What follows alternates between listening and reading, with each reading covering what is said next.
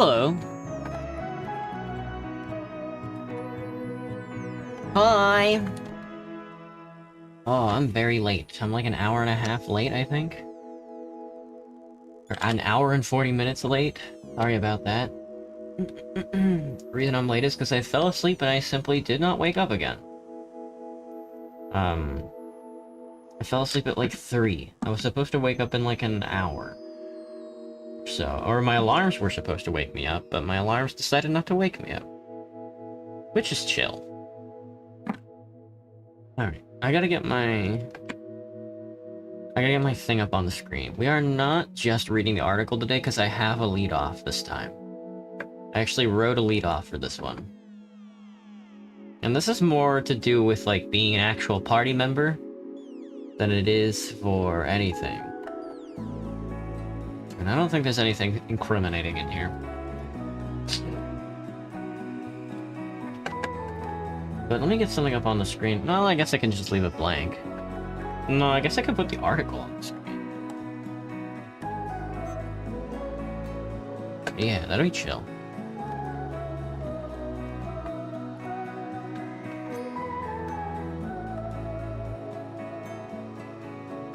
And there we go. So it is my fault for being super duper late. My badge, my badge. But today we're going over the role of Trotskyists in the 1934 Minneapolis Teamsters Strike. I hope everybody had a chance to read the article. It'll be in the Discord if you didn't. We're just gonna be talking about it a little today. I figured we'd talk about it for an hour. I think an hour is pretty good. Unless the discussion goes on, unless people have like a ton of questions or have like a ton of things to say about it, then we can extend it out. But if not, then it's totally whatever.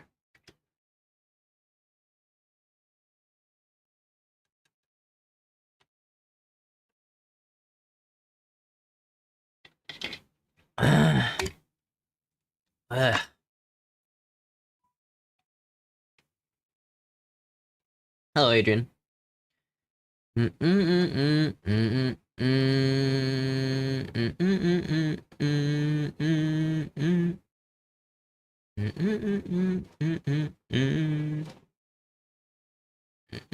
Is there anything anybody wants to say before I get started reading this?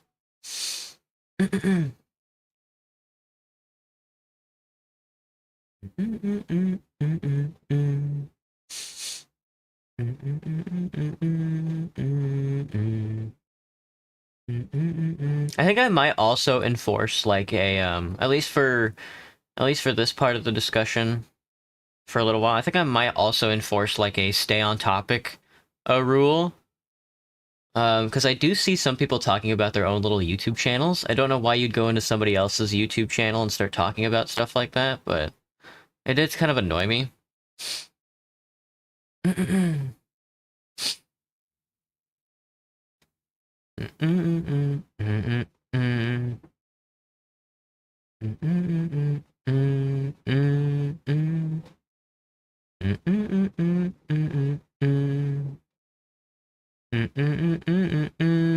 So before I get started, does anybody have any questions?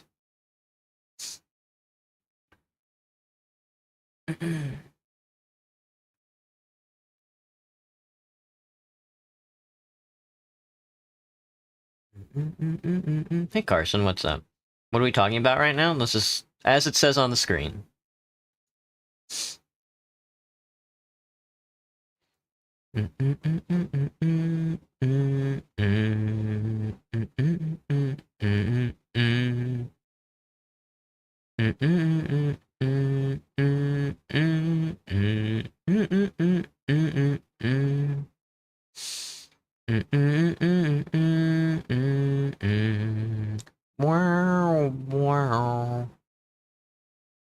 Alright, well, if nobody has anything to sort of talk about with this topic, then I'm just gonna get started.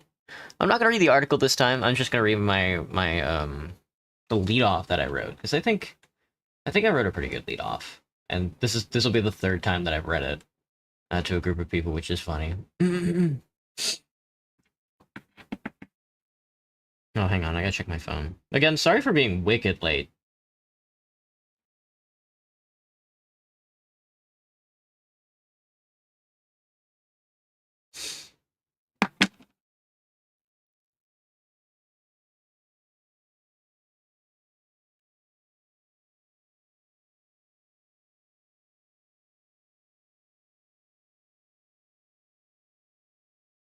Alright. I don't feel like putting on any music either. Oof. Oh, my body's doing that thing where if I take a nap for like long enough, it just sort of shuts off.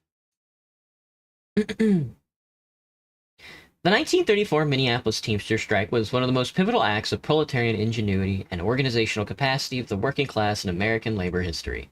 Lasting through one of the hottest summers in the city's history, with With a high of 105 degrees Fahrenheit, the strike taught huge lessons on what the relationship between unions and communists should or could or should look like.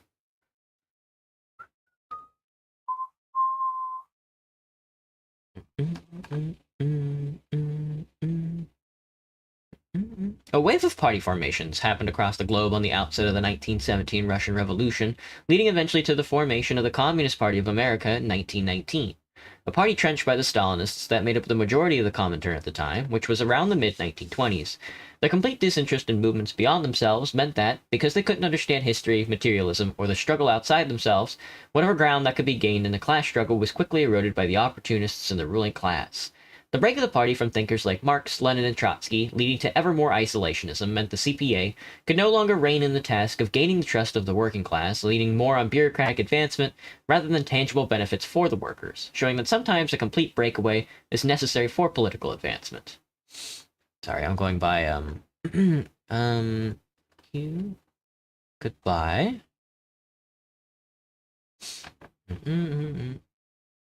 Two resolved Trotskyists, James Cannon and Maurice Spector, after having read Trotsky's critique of the Comintern program, had been expelled from their parties because of their internationalist leanings, wrangled the young forces of American Trotskyism into what would be known as the Communist League of America in 1928. This new party would learn the lessons of the past and not forego the ideas that led the Bolsheviks to the grand victory in 1917.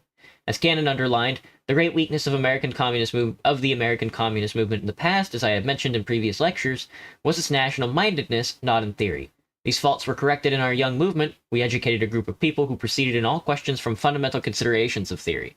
And again quoted, but it was precisely that period of isolation, hardship, discussion, study, and assimilation of theoretical ideas that prepared our young movement for the new time of bloom when the movement was opening up in all directions. Time and experience have taught Marxists that sometimes it is better to rebuild the forces of internationalism rather than rescue one that has become a stinking corpse. To build up the new forces of internationalism in America, a way of disseminating information, theory, and perspectives was needed. For that, a paper was created, The Militant, a predecessor to our own paper, The Communist. The Militant carried with it agitation and theoretics, including entire books written by Trotsky. By going out and spreading ideas with the paper in hand, Cannon and co. were able to directly find the recruits necessary to build the party. The paper stood as an overshadowing symbol, ready to catch potential recruits at the moment when they awakened from their political indifference. This is, of course, by no means glamorous work. Many of us, having stood out in the rain and snow as passerbyers, leer, bemoan, and even take apathy of the world, know this course. Cannon wrote, while capitalism was going up the spout, here were the Trotskyists, with their documents under their arms, demanding that you read books, study, discuss, and so on. Nobody wanted to listen. But it is within these moments that development happens towards a more advanced understanding. The theoretical and propagandistic work of rhetoric, early formations and isolation of the party don't end when conflict arises. In fact, the underpinnings of the ideas become more important as more and more opportunities present themselves. Building up to the strike itself, the League spent 4 years deep in rigorous study and preparing until in 1933, New York hotel workers went on strike led by B.J. Field. Field found himself in a position where he believed that he was bigger than the party itself, focusing completely on the union and its strike activities. By being isolated, he was bought off by the many politicians and statesmen who would take advantage of his use of moderating militancy, leading to an end to the hotel strike with nothing but limited concessions. The strict adherence to the ideas we expressed with emphasis on seeing a greater whole would have allowed Field and the hotel workers a chance at a greater working class campaign. Oh, my nose is so stuffy. Field, with the greatest intentions, wanted to bring the ideas of communism to the union struggle. However, due to a lack of clarity in theory and program, the union bureaucracy was successful in co-opting Fields and in meshing him into the quagmire of union bureaucratism.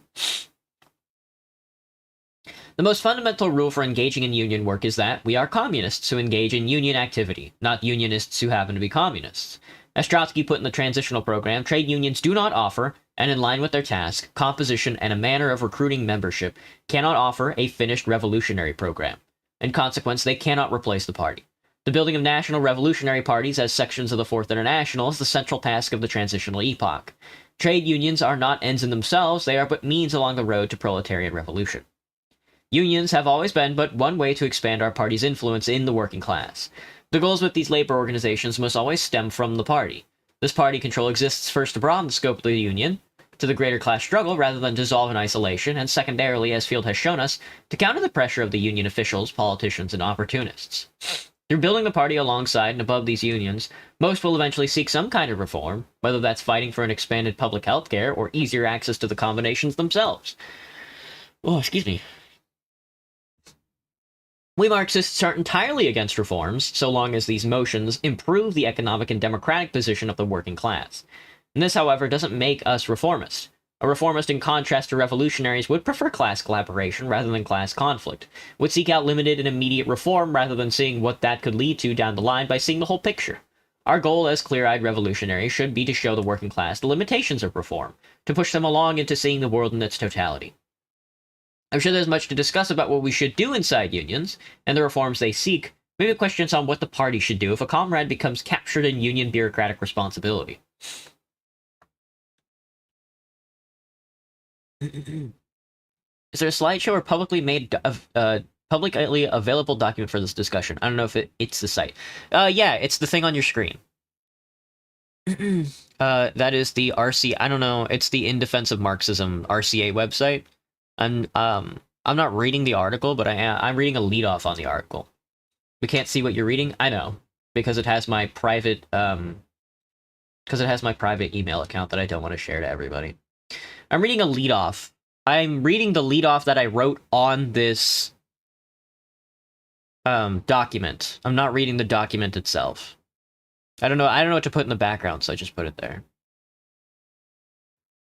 Union membership in total holds around 10%. Less than 6% of the American private sector as of today is unionized. However, as consciousness grows around us, as more and more workers take their fight into their workplaces, the party must build ties with the working class, seeking the most advanced layer in the workplaces, campuses, and out on the street in a general campaign to grow the party. On the ground, this comes in many variations. During the Teamsters Strike, the League organized beer busts, which is a party with a boatload of beer, sometimes even paid for by management under the guise of building up company morale. They had to act conspicuously as they were small and under the threat of being fired. Meeting workers where they are at, and moving our tactics to fit the needs at the time. Eventually, we may need to shift and direct our forces to specific sectors or placements. We must remain flexible while keeping our ultimate strategy. The Communist Party is the decisive factor in the revolution. For Marxists, the Revolutionary Party is in essence ideas, methods, and programs. We build the cadres and cells to direct the ideas into the working class movement. To print words in the paper and organize our ideas into streams of media is fundamental in building up the study and internalization of said ideas. To build a clear and conscious program will prepare the party and our comrades to take decisive steps that when the opportunity arises in the labor movement, we can put purpose to practice.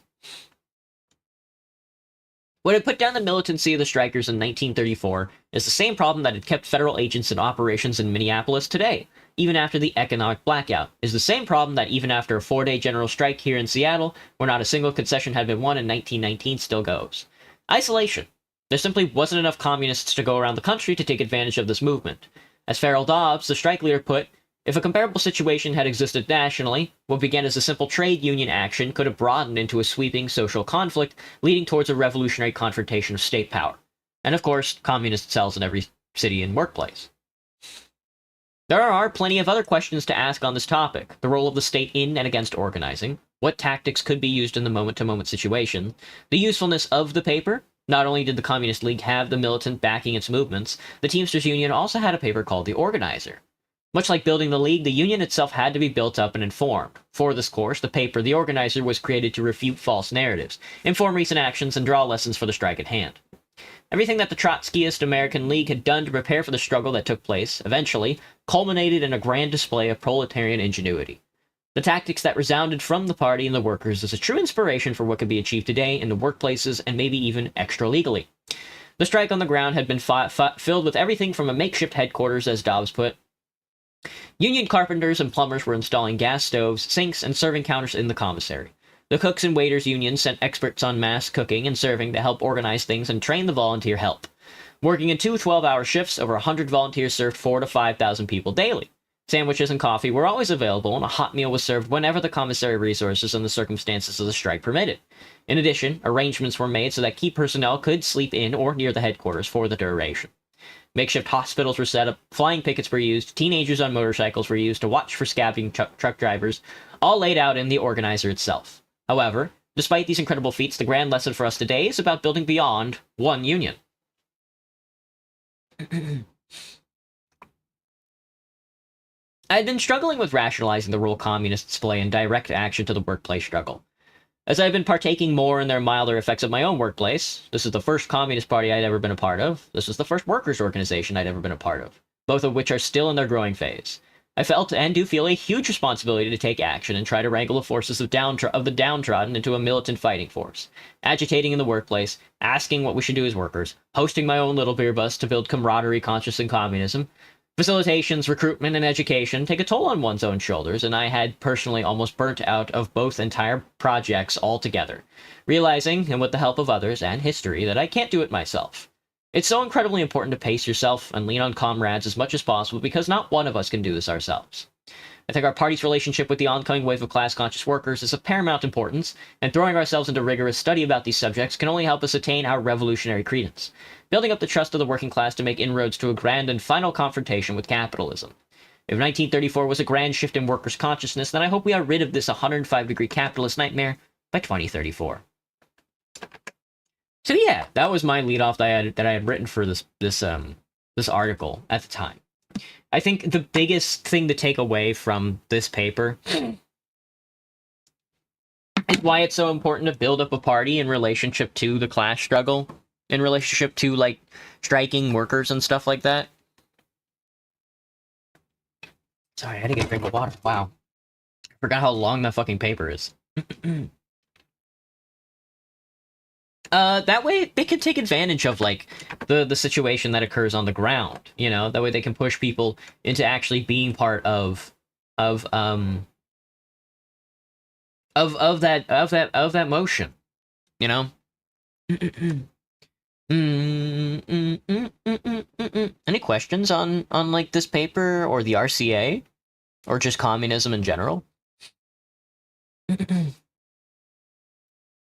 I think there's also a segment that is like, I think I was asked a question yesterday from one of my contacts about, like, what is bureaucracy in general? And I don't really think I could answer that question, you know, right now because I'm bad.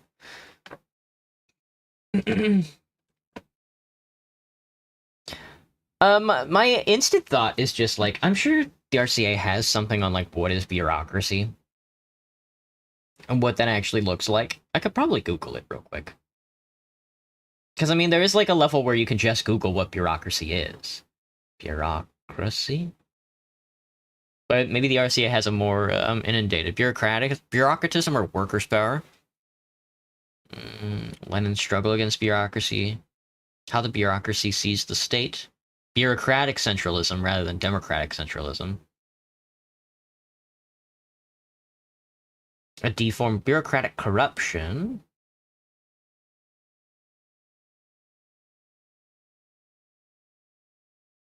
Let me see. Maybe I could just Google it.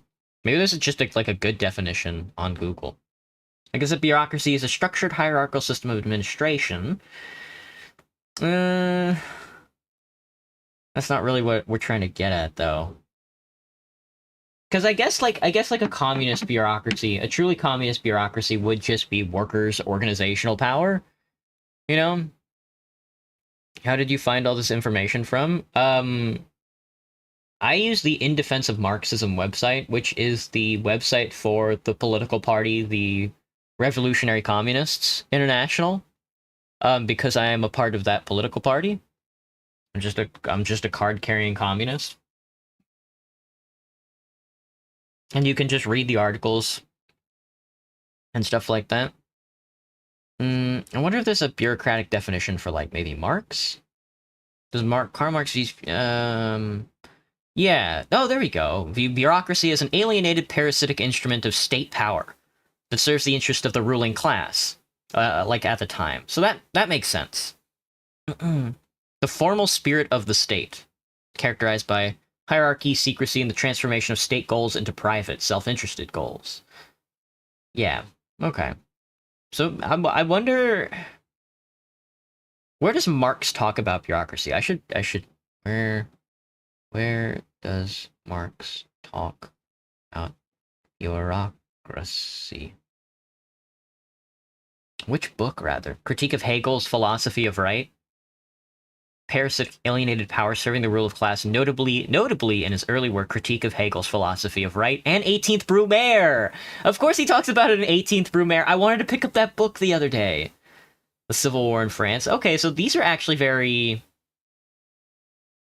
Bureaucracy tends to persist in post-revolutionary societies as a form of bureaucratic collectivism, or a potentially new ruling class, yeah. So I don't think you can eliminate bureaucracy in its totality, because that's just what organizing people into a state apparatus looks like. I view bureaucracy as the functionality of legalities, as for just making up a definition, visualizing paperwork going through to obtain something. That was also sort of the definition I was working with, in a way. You know, basically just paper pushing. I don't think that's a very rigorous definition, though. You know, I'm sure Marx has like a better way of talking about it, but that is something that I definitely have to study. Especially coming away from the discussion last night that I had, I was like, oh, I guess I don't really have a good way of just defining bureaucracy. You know, my immediate answer was just like, the administrative, the paper pushing bodies of men, instead of the armed bodies of men that Lenin talks about. Hello, Marion. What's up? Or something like that. But that's sort of the general gist that I get at this. That's sort of where I'm coming from right now, because I don't know. I'm a little more familiar with trade and labor activity in North America at this point, a lot more so than I used to be, mostly because I've just been studying it like a ton. I definitely should study it a lot more. Maybe on the next article I can cover is like the strike and coal miners and stuff. It's not rigorous, but for the implications this discussion can make right now, I felt it's appropriate. Something that does deserve rigor would be an article, though. That's true, Green Tea. You are 100% correct about that. Damn. Yeah. Maybe the next topic we talk about is bureaucracy then, actually. I'm not sure if I can write on 18th Brumaire, but I'll have to ask some comrades about some articles on bureaucracy, or the definition of therein. Oh,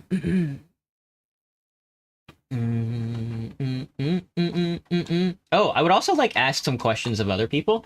Well, hang on, let me get a pen and pad, because I do wanna write some stuff down. I would also like to ask a question if anybody has any more like American labor, like trade work history, because I'm also sort of going through a union struggle right now, and I wouldn't mind inspiring some of my coworkers with with more stuff to read for sure. Let me see. Just sort of like, not even just American trade labor history, but just trade labor history in general. I think it's extremely relevant to like my life right now. Let me see if I got mine. I did. I don't know why it took me this long to come to these conclusions. I guess third time's the charm, you know? Especially since it is so related to my life, and how... The Teamsters Strike is a really good example because it includes like a deviation from the norm.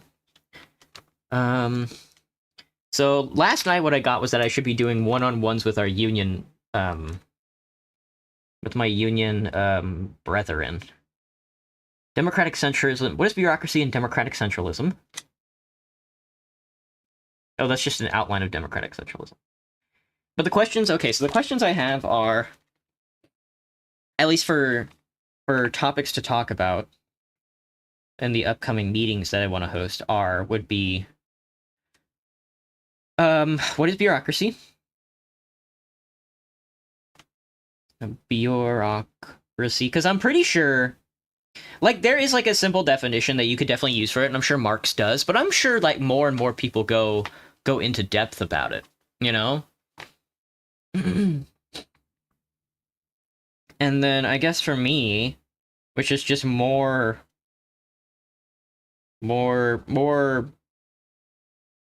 union history. To see if there's any more lessons on this.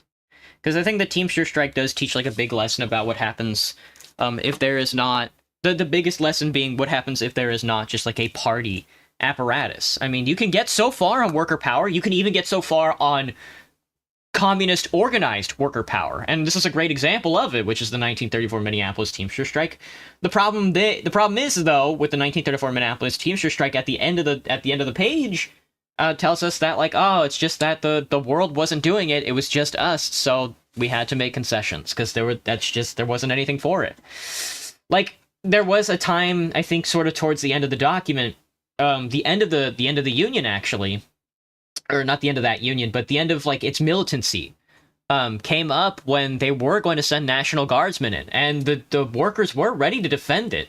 The workers were ready to, like, come to blows with the state apparatus, and not just, like, the companies of the Pinkertons and stuff like that, you know?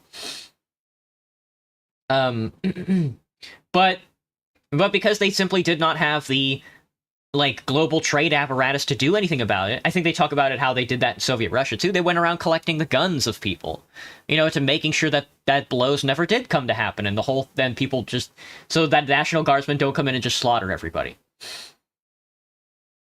I never know how to really handle those situations, but if they really, I mean, I guess that's true. That's true. I mean, I guess that's why the party apparatus is also so important. It doesn't just tell you when to attack. That's a big part of it, is like the proletariat will usually take arms themselves and then just push everything forward and do the organizational form themselves, because they're the most militant in that respect and the best at organizing in that respect, because they have the access to the levers. The Communist Party are the ones who will suggest that the proletariat, should they attack or should they stop, you know?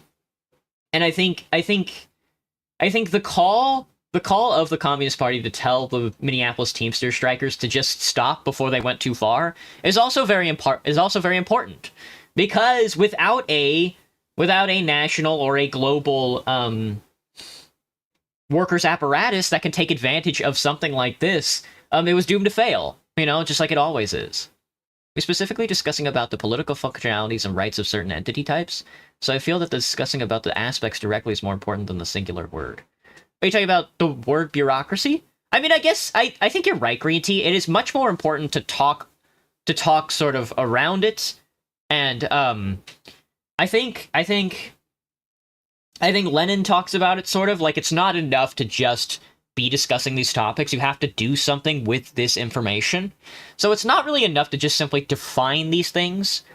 But I think it is, I mean, I don't know.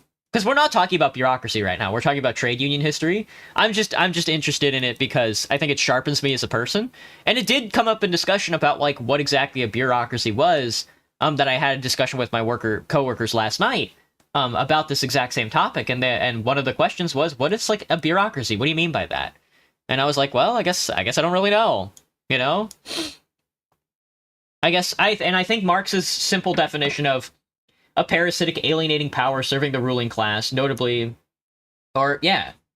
I think that's a fine enough, you know? The bureaucrat's hierarchy is one of knowledge, where the top entrusts the lower levels with insight into details, while the lower levels trust the top with insight into the universal. There's a definitional. I think discussing the direct definition of words is also very important.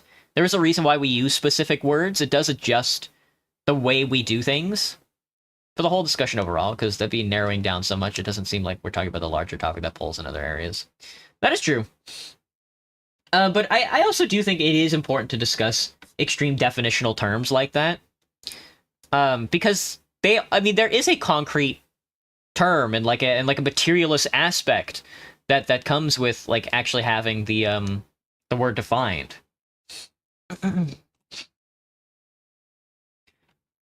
But does any more? I mean, yeah, I think you're right, Green Teeth. But getting back on topic, I think it's okay to ebb and flow once in a while, especially with such informal discussion.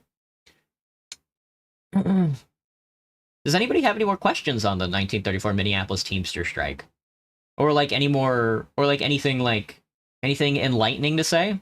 It doesn't have to be like a question. It can just be like, oh, I found this part specifically succinct.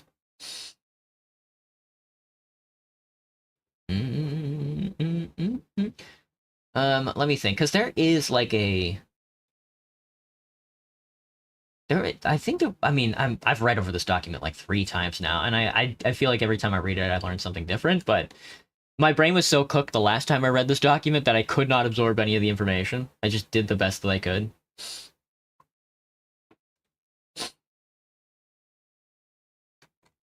there is like a whole history about like the disillusionment of the Trotskyists within like the communist, the American Communist Party, you know. Which, I mean, I guess that's why also bureaucratism is important to define, because like, well, I mean, if it was bureaucracy that was the problem in the Communist Party at the time, then, you know, what does that mean?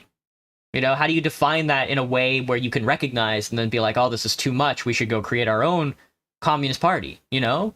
When is it a good idea to split the party? Because if it is a definitional problem of like, ah, well, they left because there was too much bureaucratism. Well, what does that mean, even?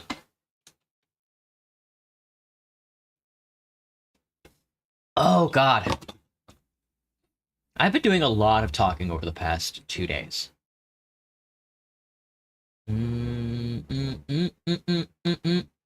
I've just been...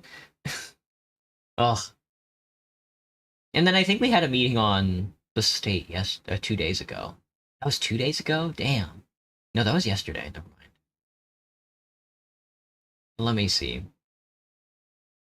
Does anybody have any questions on like what the difference between Trotskyism and Stalinism is? The biggest one obviously being, you know, the way that bureaucratism is subject to, and then the other one being like the tactic of how the revolution should be handled, which is like a historical through line.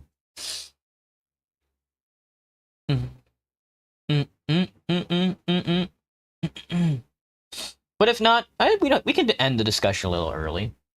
It's been 30 minutes. I think that's pretty good for us.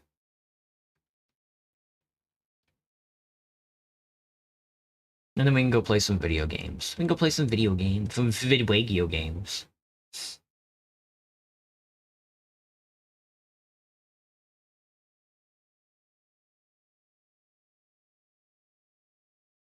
Some video games? Gotcha. I just think it's important to talk about this stuff once in a while. I think I've exhausted the subject. I don't think I could possibly exhaust the subject. But doing it on stream is always interesting because nobody cares. Which I guess is important to discuss these topics then. Maybe I'll do it every stream then. Maybe I'll just start off the stream doing this. Separates the wheat from the chaff. Plus these things are important to learn.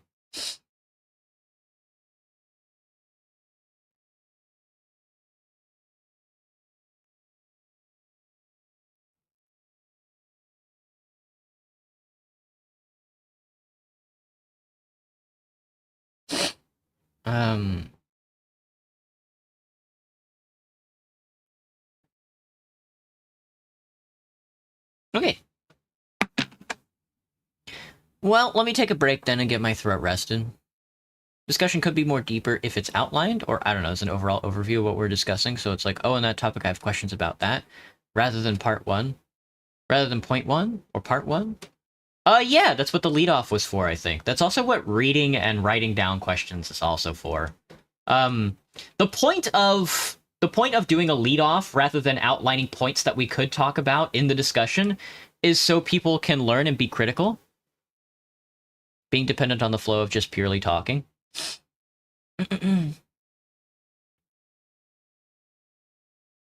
That's kind of was what the leadoff was supposed to be about, was outlining sort of what was important in the article. That is also why it's important to read the article. But let me see.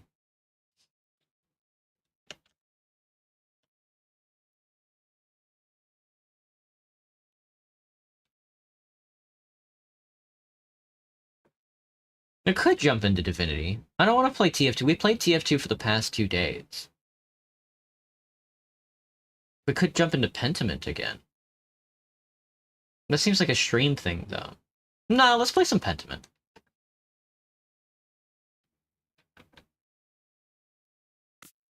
But I don't mind the critiques, either. Because I definitely do need to get better at that, especially if I want to have a day out of the week where I do talk about these ideas. Also visually, too. I think there's a difference between verbally and visually discussing info. Yeah.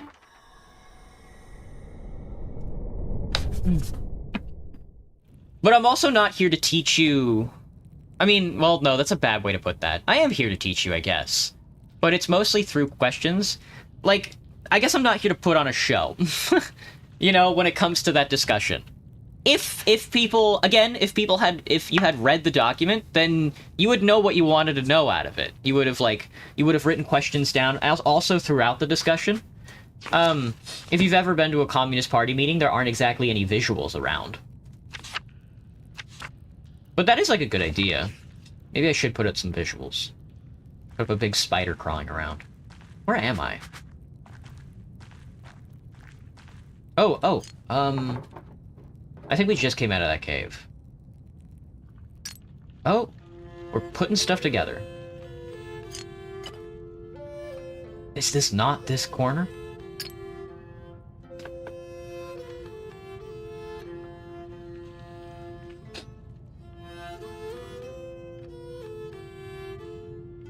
What am I looking at?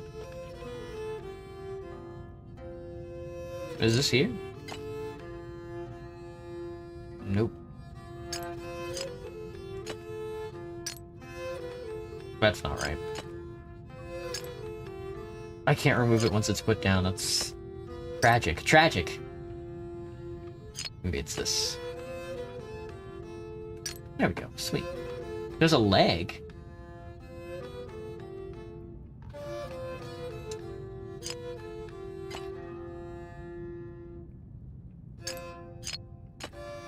Oh.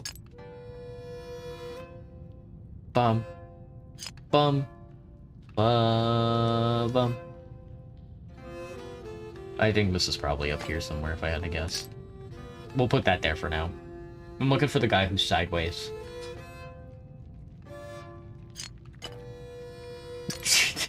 This guy, man. He certainly didn't have a knife.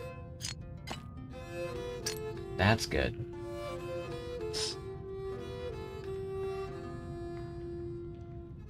The rest of this is a little ornery.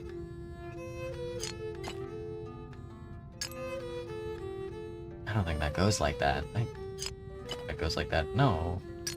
Oh, this goes like this. There we go.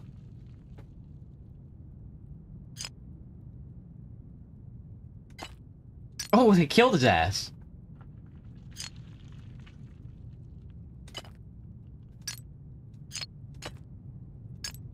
Okay.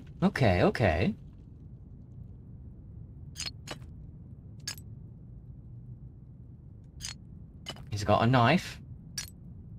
That much is clear, that much is certain.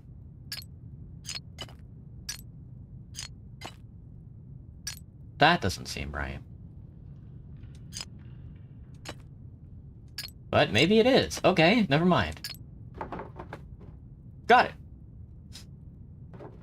The figures on this pot lid look like they're telling a story. These paintings must depict an early myth, even before Romans. Let's see, this must be Perkta, and those must be for spirits, part of the wild hunt. Although, Green, I definitely do take your criticism into, or your analysis into, context. The outlining part was supposed to come from the lead-off, which was outlining what well, it's not really an outline. It's definitely the core topics that were supposed to be discussed in the document. I don't know if I could do the visual part, because we're supposed to be discussing here, you know, about, like, questions that people have on the topic, or, things we found quite succinct. And I think that does fall on me to say more about the topic. But it's also informal. Oh god, the next part looks like a human sacrifice. I'm also just not really good at talking out loud. Hope you'll forgive me about that. Someone, maybe a chieftain, is sacrificing a man to Perkta. The bottom half of the lid continues the story. These look like spirits. They must be coming in to feast on the sacrifice. That must be how our ancestors tried to keep Tassing safe. They offered sacrifices to Perkta. I think our ancestors made this, and I'm holding it now. Maybe this is what I could paint in the mural. Part of our history, but I'm not sure this was the best story to portray. It's barbaric and very pagan. I doubt anyone would want to see our past shown this way. Maybe this is what I should paint on the mural. I have to think about it more before I decide for certain. Alright, better keep going before I run out of oil in my lamp. Lamp oil? Bombs? Alright, sweet. We just came out of the cave too. Whoa, this is the last point. A cave-in. The wood here looks newer than the first part of the mine. Was this collapse recent? Won't be able to go any further with all the rubble. I suppose this is as far as I can go. Still, the murals on the wall showed me what Tassing was like when the Romans were here. I wonder if I can find out where the Mithraeum was, or what it was. And putting the pottery shards back together showed one of the earliest stories of Tassing. I think I've seen everything I can down here. My Ola's running out. Time to climb back out. It's kind of scary in here. I think we already went into the cave. That's why that save point was there.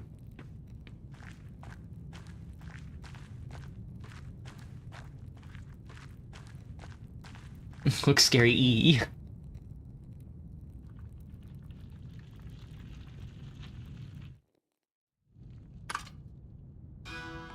have to wait for 1,000 days? Which game is that? Somebody just tried killing me. Who was that? Hello? Is someone there? Uh-oh. It's fucking Ill Peter killing everybody. Better get out of the shack before anyone's another rock comes crashing down.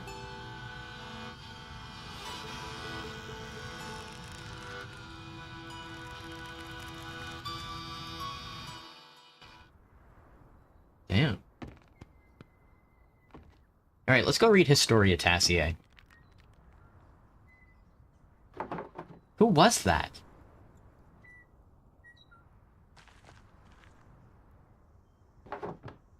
Even Apollo and Artemis would have helped me out there. Well, now I have more information. I can make some decisions on the first section of the mural. I should get back to the Wrath House and get to work. Oh no, I want to read the... No, I want to read the book! Call it The Longing, with some dude waiting in some cave for 400 days. That's a game? Is it on Steam? That sounds awful.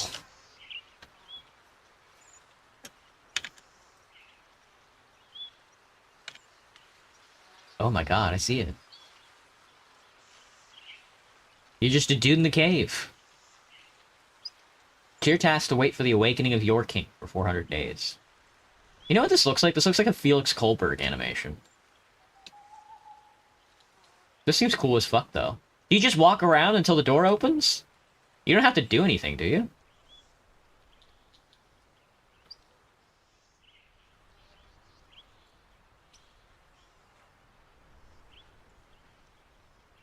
Play as a lonely shade, the last servant of the king who once ruled an underground kingdom. This looks cool as fuck.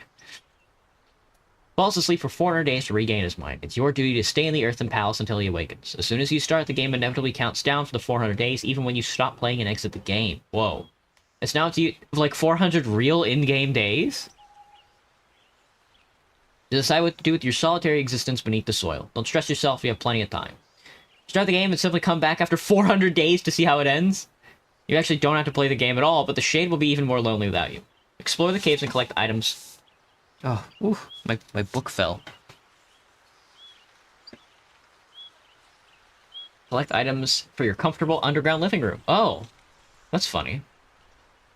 Read tons of literature from Nietzsche and Moby Dick right in the game. Ah, there you go.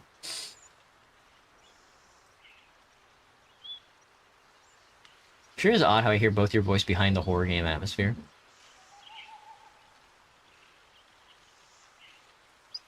Ignore the king's commands and advance to the outer regions of the cave. It will be a long and dangerous journey into the darkness. So exploration of a vast hand-drawn cave, atmospheric dungeon synth. Time-based puzzles, no. Time-based puzzles is crazy. The game keeps counting down even if you quit the game or shut down your computer. And then they also made a game called Lucky Tower. The Tie? This is cool. I've never seen these games before. They came out and Lucky Tower came out last year. The Longing came out in 2020? How have I never heard of this? It's cool as, it sounds cool as fuck. Found a certain rock and it was so exciting. Oh, nugget. Alright, let's keep going. Time has indeed passed, which means there are things to do. You. Yes? I'm Hollerbrand, the Lord's gamekeeper. Why are you grazing pigs in the woods? I'm not. That's not my pig. I'm the printer's daughter, Magdalene Drucker. Do I look like I raise pigs? You look like a little girl who's gonna be in a lot of trouble if she doesn't answer my question. That's not my pig. I think he kicked the rock off. That's not my pig. I've been walking around this forest for hours. Other than the charcoal burner and the tinker, you're the only person I've seen. If the pig doesn't belong to you, what are you doing here? I was in the salt mine. Does everyone have to justify being in the woods? If I think you're stealing the Lord's wood or illegally grazing your pigs, yes. Alright, let me ask a different question. Whose pig is this? I don't know. The pig was in the woods when I came here. Ah, a mysterious lost pig.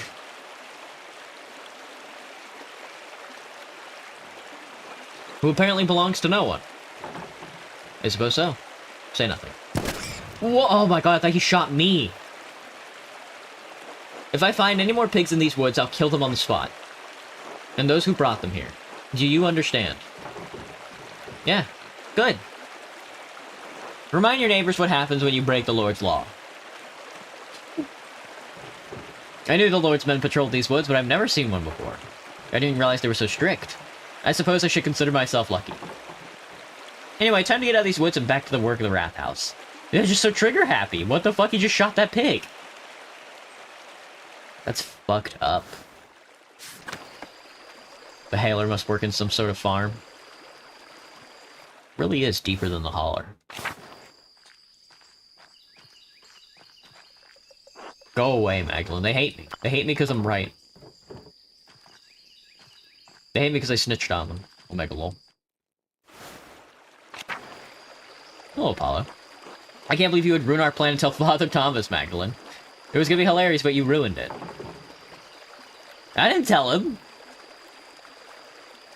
Risks the town's salvation. I'm sick of your pranks, Apollo. It's about time you dealt with the consequences. You're such a child. Why can't you grow up and do something useful with your life? What the hell, Magdalene? Christ, and to think you used to be fun to talk to, bitch. Ugh, whatever. That's the last time we help you. I didn't tell him about the frogs! At least I certainly don't remember telling him about the frogs. Can't believe how quickly the leaves change. Nice to see some green this time of year. Horehound is one of the few plants growing around here. I didn't tell him about the frogs, man! Hello, Vaxlav. Smokey. Magdalene, still wandering around in the forest. I'd get back to town quickly if I were you. Has something happened? The Lord's Warden has been stalking around the woods. He came by shortly after you did, asking about pigs and laws. He looked rather determined to start trouble. I was worried I might have to send you this way. But it seems you come back all right. I ran into him on the way back from the mine. He shot one of the town's pigs for grazing in the forest, said it was a warning for breaking the Lord's law. Christ! Was that what that crack was? I thought the tree had fallen. The Lord's men haven't come through Tassing too often. I wonder what brought this one. I don't like to think of the council's reaction. I expect he wants a full range of his forest. God forbid anyone gather what he doesn't use.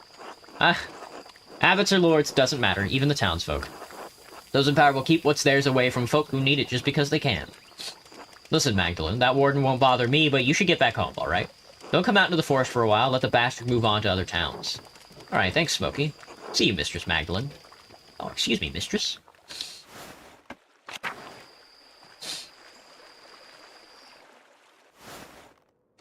Me when playing inconvenient pranks is inconvenient. I didn't tell him. I didn't tell on him, man. I'm not the one who told him on the frogs. I might have. I don't know, in like a previous segment, but I couldn't have known about the frogs before they told me about the frogs. Whatever, they hate me now. They hate me now because I told on them about their little fun frog project. Oh, wah. I don't think they'll let me to the Abbey anymore. Run down, dude. How's the hand doing? The hand is doing okay. Good to see. Good to see they ripped that guy's hand off. Hello, Martha. Still thinking about joining the Abbey? Still thinking about joining the Covenant? The Convent? The Convent? Hello, Franziska. Fine, you don't have anything to say to me. Oh, wait. That guy shot that pig, though. And his prank is shit then if they get discovered. It is very funny. They were like, oh, we're planning on dumping a bunch of frogs in the Abbey. Why are you telling me all that? I don't know. You did it to yourself, brother. It ain't got nothing to do with me. I would have been chill if you dumped a bunch of frogs in the Abbey. Like a sign from God. It's a plague.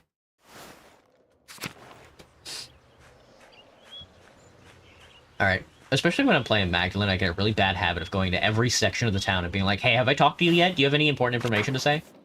Gillian? Oh, Nico? Warner, are you still drunk? Yeah, nothing has changed in the past 2 hours, it seems. Do I believe in God? I don't.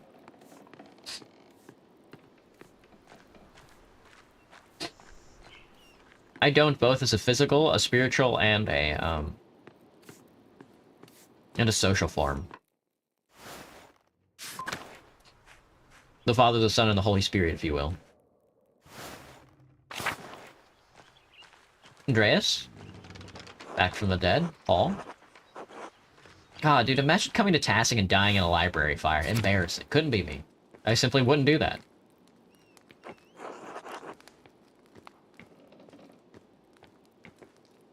If you don't mind me asking why.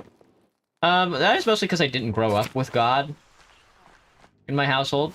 My mother was a Unitarian, a non-denominational Unitarian, and my father was a French Catholic. But they were non-practicing because they had better stuff to do with their lives.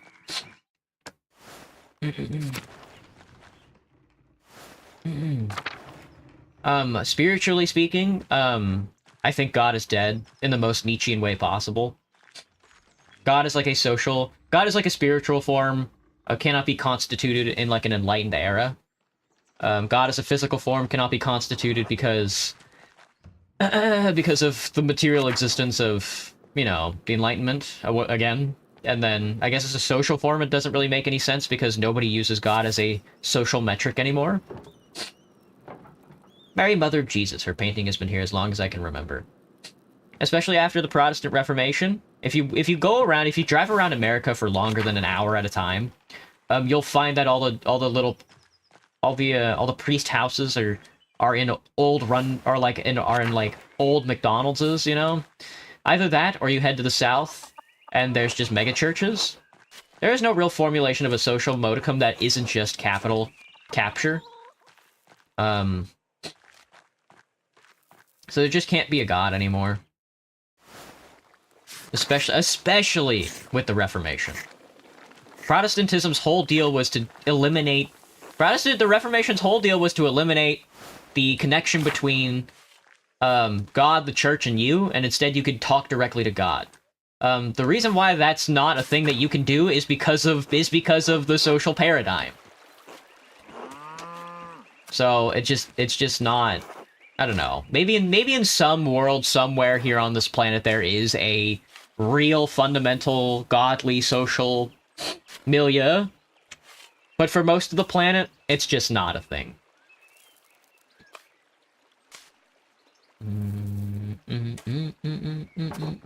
Hello, Hans.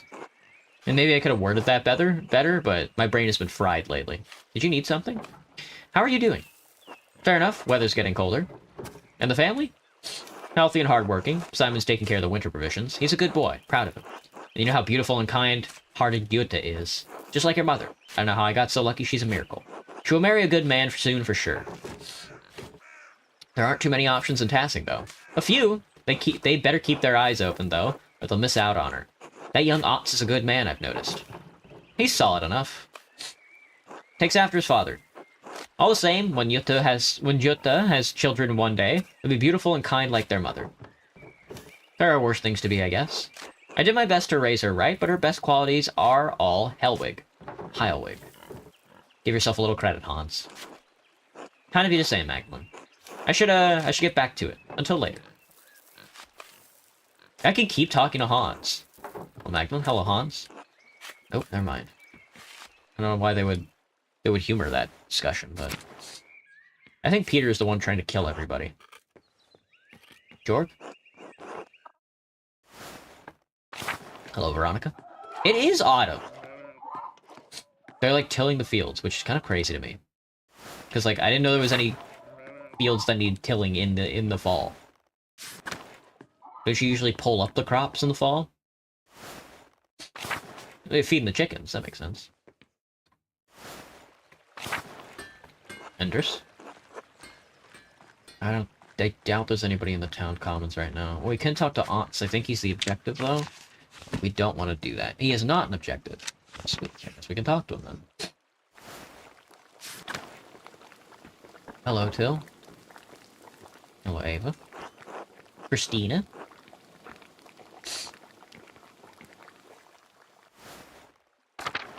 Hello, Ots. First time we talked in a while. Hey, Mags.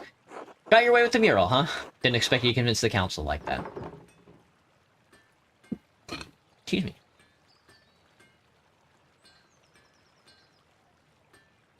I can be pretty stubborn when I want to, Ots. You think that little of me. Clearly, I'm impressed. The rest of the council has been arguing over the matter for so long, even I couldn't get a word in. Then you come in and shut them up in a few minutes. We could use more women like you in the town. There are plenty of opinionated women in town. Want to let us join the council? Well, you'd have to take that up with the Lord. Besides, I don't think any of them are as hard-headed as you. You're the exception, Magdalene. You always are. You really think so? Well, yeah. I wouldn't tell you that otherwise. You're an admirable woman. Anyway, standing up to the council like that was great. I know I'm on the council, but sometimes it doesn't seem like I have any influence. Otts actually seems insecure about his place on the council. He may be an ass sometimes, but I don't like to see him so upset. He's always poking fun at me, too. I remind him he's not all that important. No, we should build his confidence. You do, though. You vouched for me to do the mural in the first place. Only after your dad did. I still feel bad about that. I should have stuck up for you. Being the youngest one on the council has been harder than I thought. You know, Baltus and Warder don't think I'm capable, and even Paul has warned me about being too rash. My dad died trying to make a difference in this town. All I'm trying to do is carry on his legacy, but it seems like the others won't make room for any change. Keep pushing, Otts. They're stuck in the past, but we're looking toward the future of Tassing. You sound like my dad. He always said that the council was scared of doing anything important. I don't think anything's going to change for the better in this town. It's always stuck in its ways. Now keep pushing, Otts. They're stuck in the past, but we're looking toward the future of Tassing.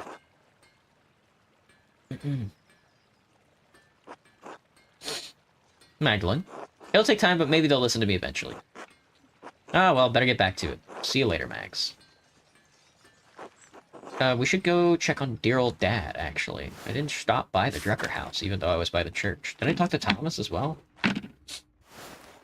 Afternoon delight. Oh, hello, Clara. Thank you for stopping by. Magdalene, dear. Hello, Clara. Thank you again for helping me look after the house.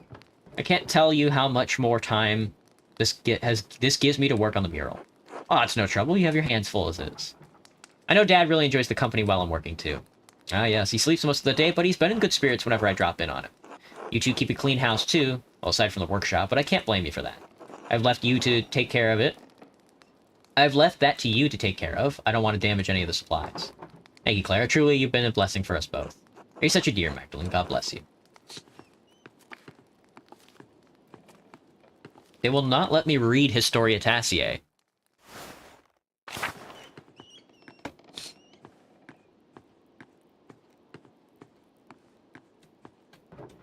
Oh, Magdalene. He's dying. He's dying.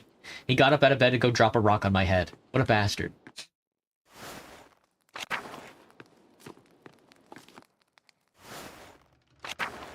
We can spot through Central Town, I think. Little craft. Into the Steinauer house. Agnes.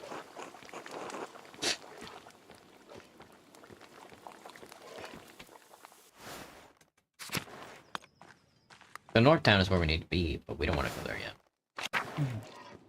Hello, Gret. I wonder if Ulrich dies. No, because Ulrich gets shot. That's right.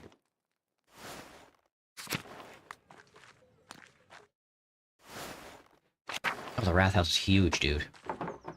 The biggest building in Tassing. Baltus clock took ages to build in place.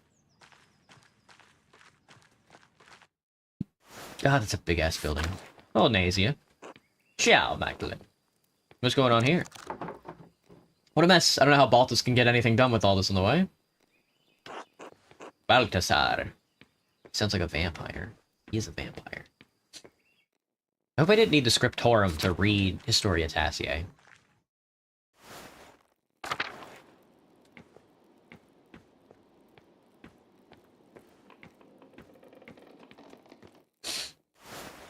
I hope we can read that next.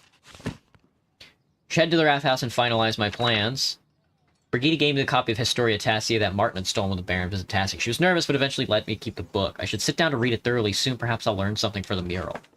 Yeah, but where do I sit down to read it, though?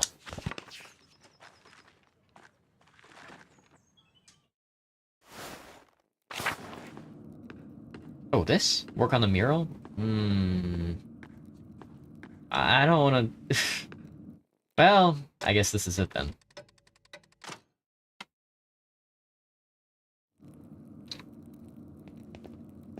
Hey, Mags, how's the mural coming along? Magdalene. Can't you let it go, Mags? It's so much easier. No, Otto Zimmerman. No, Otto Zimmerman, I can't. Don't call me. Fine. Anyway, Magdalene, how's the mural going? Doesn't look like much yet. Well, of course it doesn't look like anything. No work of art appears significant at the start. You think Michelangelo was born a great sculptor? Of course, it doesn't look like anything now. I only just finished priming the wall. Now I have to decide what to depict. It's hard to piece together the history of Tassing when it happened so long ago. Since the Abbey Library burned, I can only rely on stories from people around Tassing. Even what I could find out about the Romans and pagans was obscure. I had to go into the old salt mine to find anything. At least now I know what to paint for the first part of the mural. What is it? Used the pottery and tools the farmers have found to show how we lived before the Romans. Smokey told me a story about the god of Mars as a wolf, the nymph Tassia, and how the spring was blessed. Peter remembered a legend about a chieftain, Rhaetus, who healed a wolf that led him to our spring. I'll recreate an image I found in the mine. Showed how our ancestors made human sacrifices to appease Perkta and the spirits. Yeah, I kind of want it to be rough. Human sacrifice? Don't you think that's a bit much? I don't know how the rest of the town will take it, especially Father Thomas. So what made you choose the story anyway? We should hide our pagan past, is what our people did. I think the pottery I found is a better source than stories that have been passed down by mouth. Make for most beautiful artwork. Make for the most beautiful artwork. Maybe so, but I think it will shock some people, especially Father Thomas. Thanks for explaining it. Of course, I want you all to understand why I'm making these choices. Well, now that I figure out this portion of the mural out, I better start thinking about the next session. I'll leave you to it. Magdalene. Good night, Odds. Good night, Magdalene. I get to use his short name, but he gets to use my full name.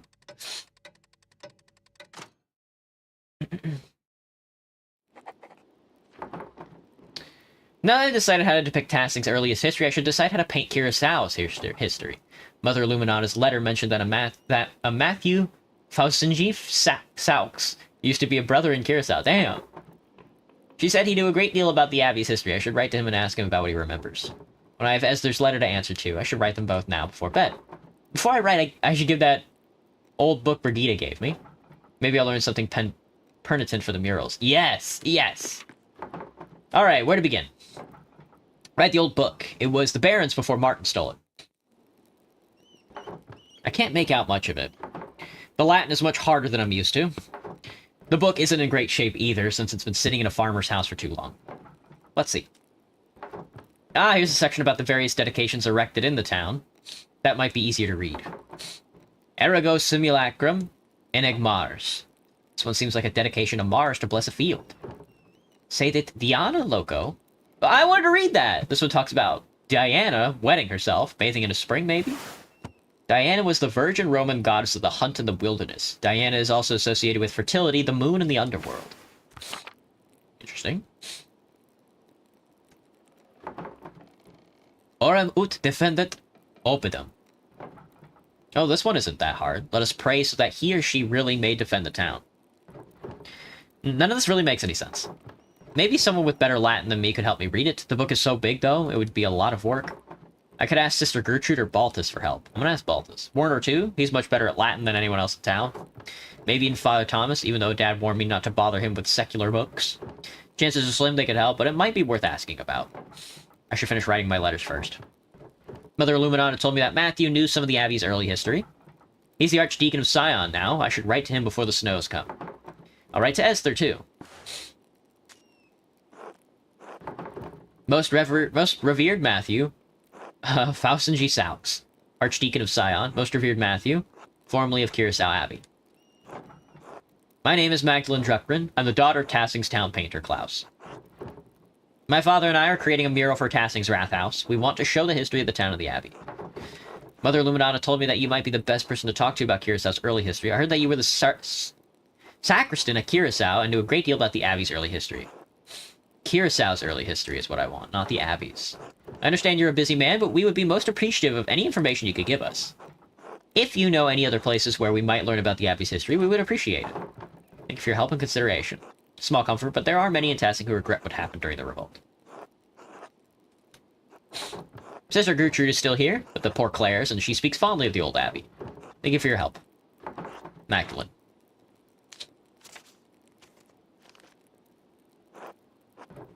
Esther. We do be writing. Please forgive me for not writing sooner. So much has happened since I last wrote. Christ, I don't even know where to begin. So much has happened since I last wrote. Even as my last letter was en route to you, Dad was attacked in the workshop in the middle of the night.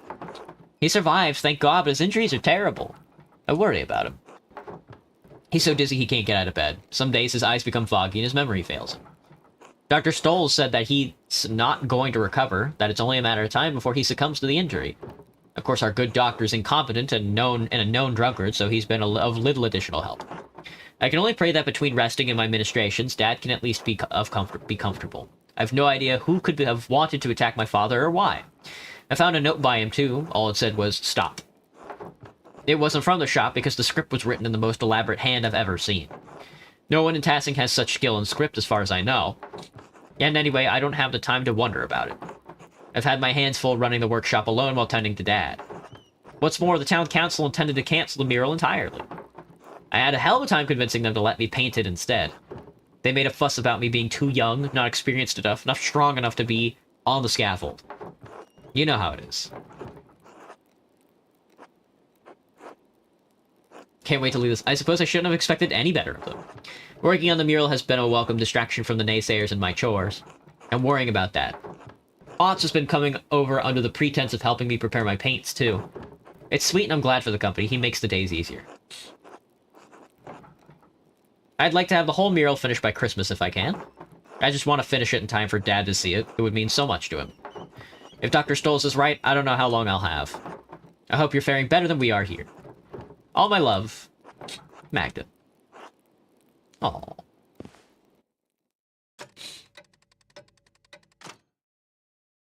Not the middle of the fucking night again, dude.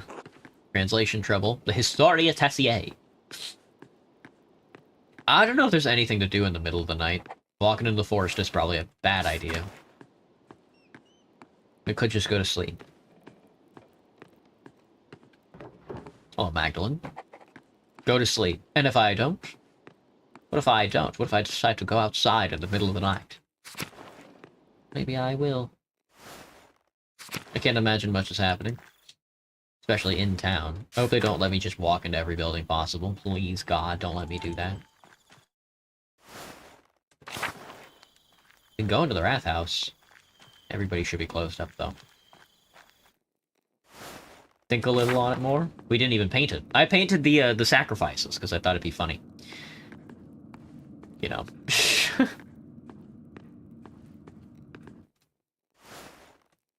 I mean, if you're gonna paint a mural like this, it's gotta be punchy. It can't just be like, oh, I found some pottery on the ground. You know, isn't that crazy? Like, no shot. Anyway, let's walk into the woods and get shot by the guy. I don't see what harm could come of it. He's out here shooting pigs. Hey men and their pigs, you know? Tight beat. So it does make it easier when all the doors are locked up. I don't think Vyacheslav's house is going to be open. I'll take that risk. I'll take that risk. We can go into the library. I just came from the Drucker house, because that's me. What is Thomas doing?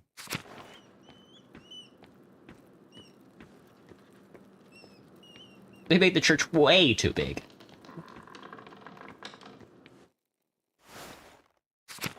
Thomas? What brings you out tonight? Hello, Father Thomas. Can you spare a moment? Yes, of course, Magdalene. What is it? Oh, I found this book, but no, I don't want him to read it. Could you help me translate the whole book? I can't afford that much time away from my duties right now. The Christmas sermon is coming up, and I've already fallen behind on Advent preparations. Could the matter wait, perhaps? I'd be happy to look over after the festivities. Of course, Father. Thank you, Magdalene. Yeah, no, don't hand him the book. I need to ask Balthazar to read the book. He's the only person I think I can trust with it. That isn't just like, well, you know, the book actually says this. But who the fuck even knows that Balthazar is even familiar in Latin? But I guess it'd be better than nothing. Hello, Stube.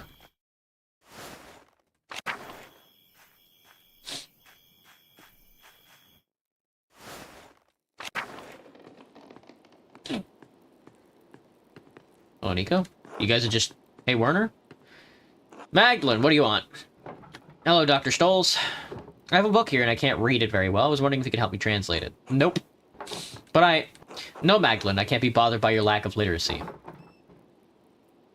I just need a moment, please. God damn you, I said no. Leave. Well, he doesn't want to do it. I mean, he doesn't want to do it regardless, so... Which is kind of funny.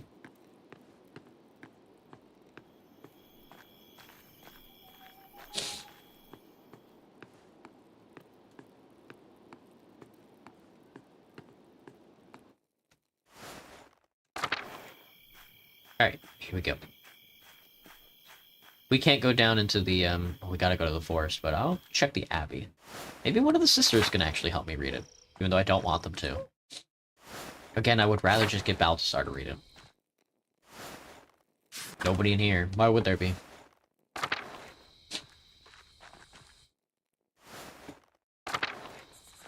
Prioress's house. Hello, Francisca. You are not gonna help me read it at all.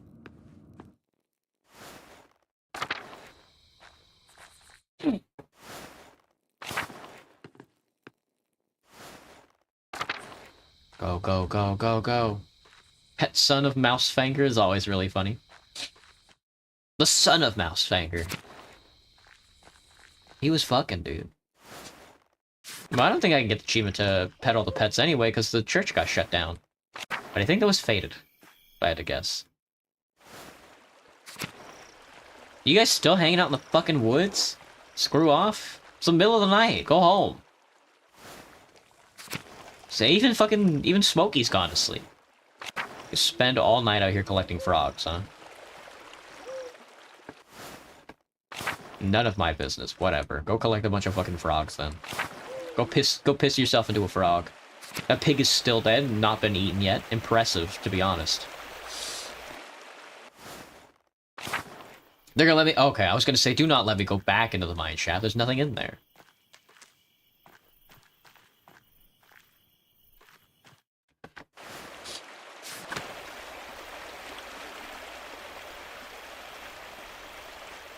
I think after this run, I'm gonna have to Google who actually did all these killings.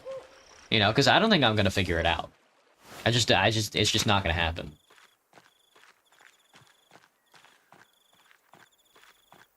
The Drucker house. Let's go to sleep.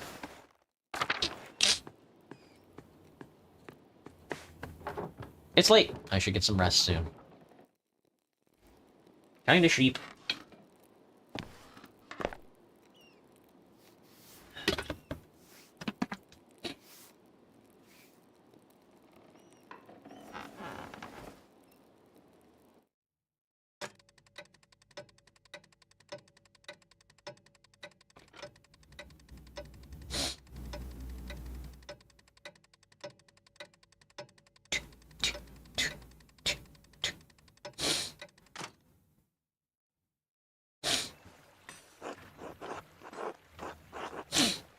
Mistress Druckgren, a few more letters for you. Oh. Take care. Thank you, sir. Safe travels. I guess you're just supposed to... I guess if you're like an old postman, you're just supposed to know where everybody lives.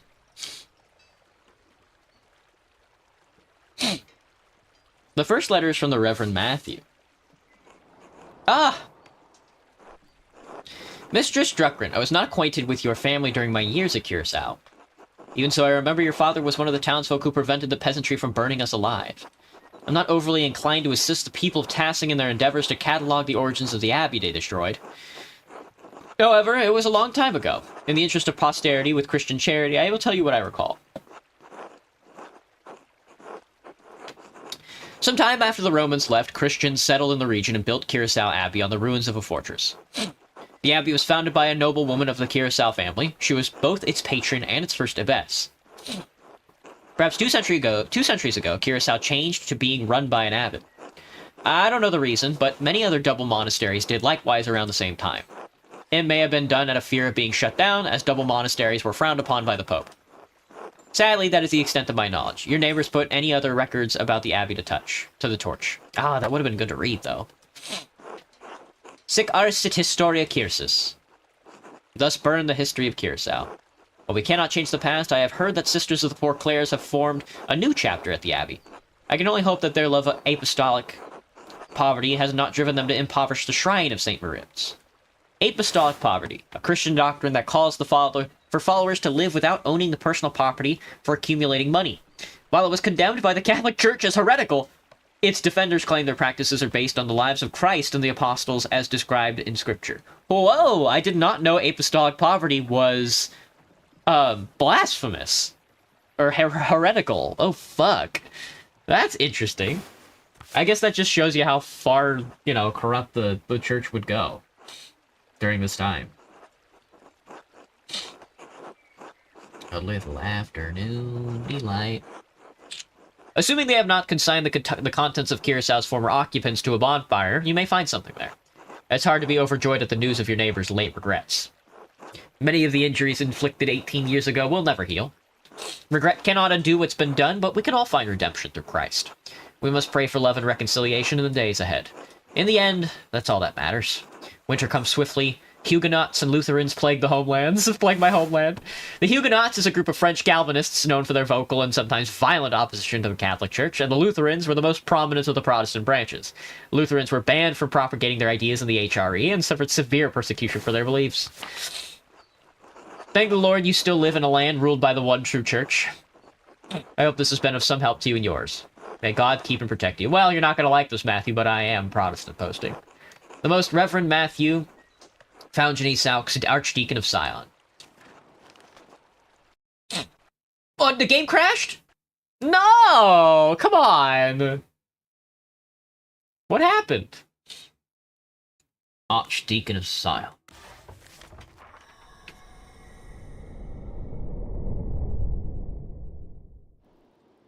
Fuck, I guess I gotta go to sleep.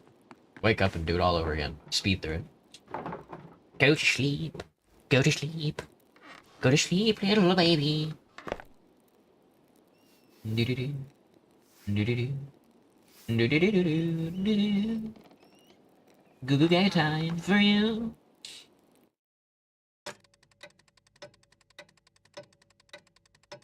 People keep... I'm scrolling through Reddit and I keep seeing people post the fact that... What the fuck? Why is time speeding up so much?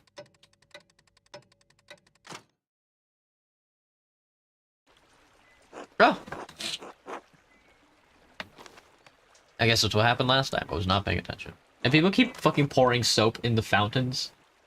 At the waterfront.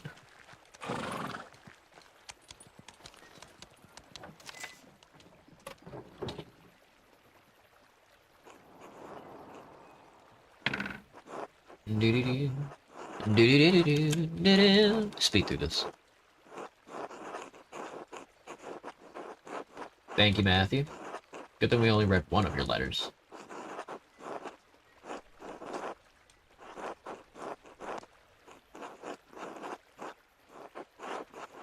Sadly, it's of great regret that, they burnt down the abbey. The burning history of Curacao. Indeed, I'm going to be depicting that fucking abbey fire in its entirety. Burning the church, sacrificing people. Fucking Tassing is cursed, brother. Curacao is cursed. Let it be known.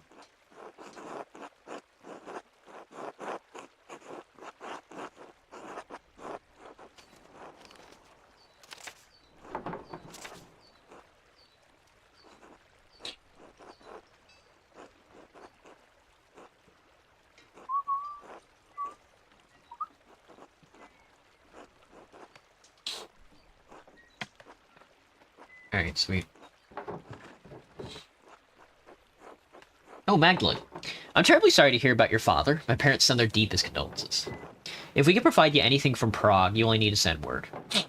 I know we are further away than is easy to travel, but I will see that what we can do. Do what Hashem allows. Literally the name in Hebrew. This is a way to refer to God indirectly in informal conversation or writing. I didn't know that. Father says that he remembers no one who would want to harm your father. Yet the night I was born, he remembers great strife in town. Perhaps there is old blood over depicting the night of the revolt. That is all he could suggest. We pray for you and your father every day in our offerings. Well, I'm doing Curaçao's history. Not so much the Abbey fire yet.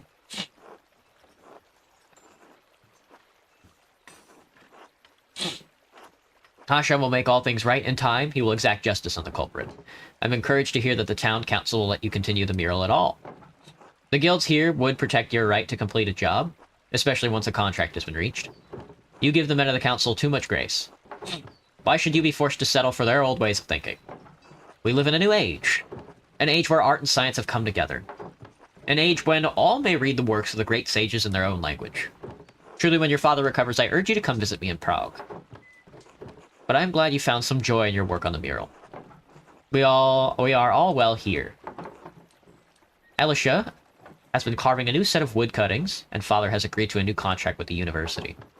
I found Simont. His family didn't move far away after all. He's planning on working as a doctor in the city once the expulsion order ends. His parents have been meeting with mother and father quite often now. So I hope that I will be sending good news in my next letter. With Hashem's help.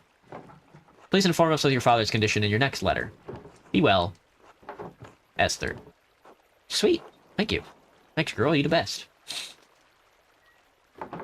That's all the letters I have for now. I should head home and check on Dad.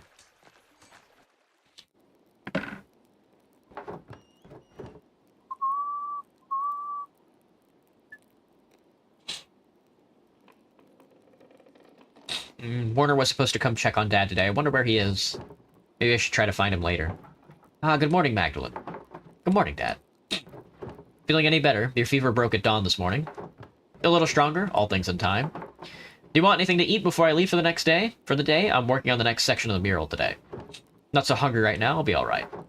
Your letter from the Archdeacon, yes? That's right. What did you learn from him?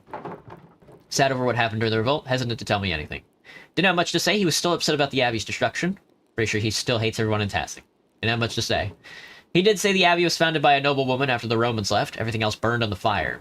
How unfortunate. I know the brothers kept careful records at the monastery, so much lost in one night. The Archdeacon did suggest the poor Clares might have held on to some of the records from the convent. I should be able to learn more about Tassing's Christianity history there. An excellent place to start, Magdalene. Sister Gertrude doesn't come out of the convent much, but I think it's worth asking her.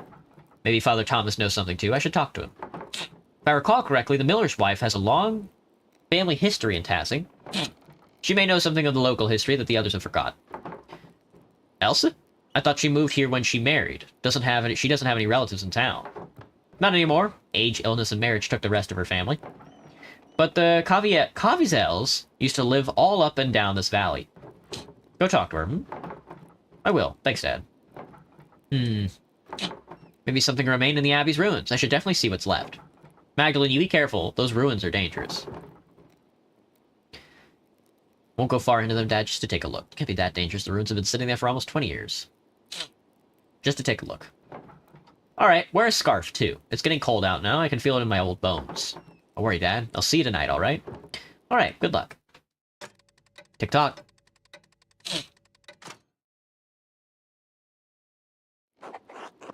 Dear old Dad. Tassing's Christian history. I think that'll be the last thing we do is go into the Abbey and look around. Now, I know when we were playing as Andreas, we saved some of the books out of the direct line of fire. So we'll see if any of those are what we needed. I'll clean it up later. The mural is more important. How was the discussion? Not too bad. We only discussed for 30 minutes. I mostly brought up how I don't really know how to define bureaucracy, and honestly, I'm glad we had the short discussion because it really gave me like a point of reference on what I should be talking about next, you know? Which is mostly about trade union organization history just in general, like across the world, as well as how Marx defines bureaucracy, because I think that is something that I should cover before I talk too much about what it is and stuff. Hey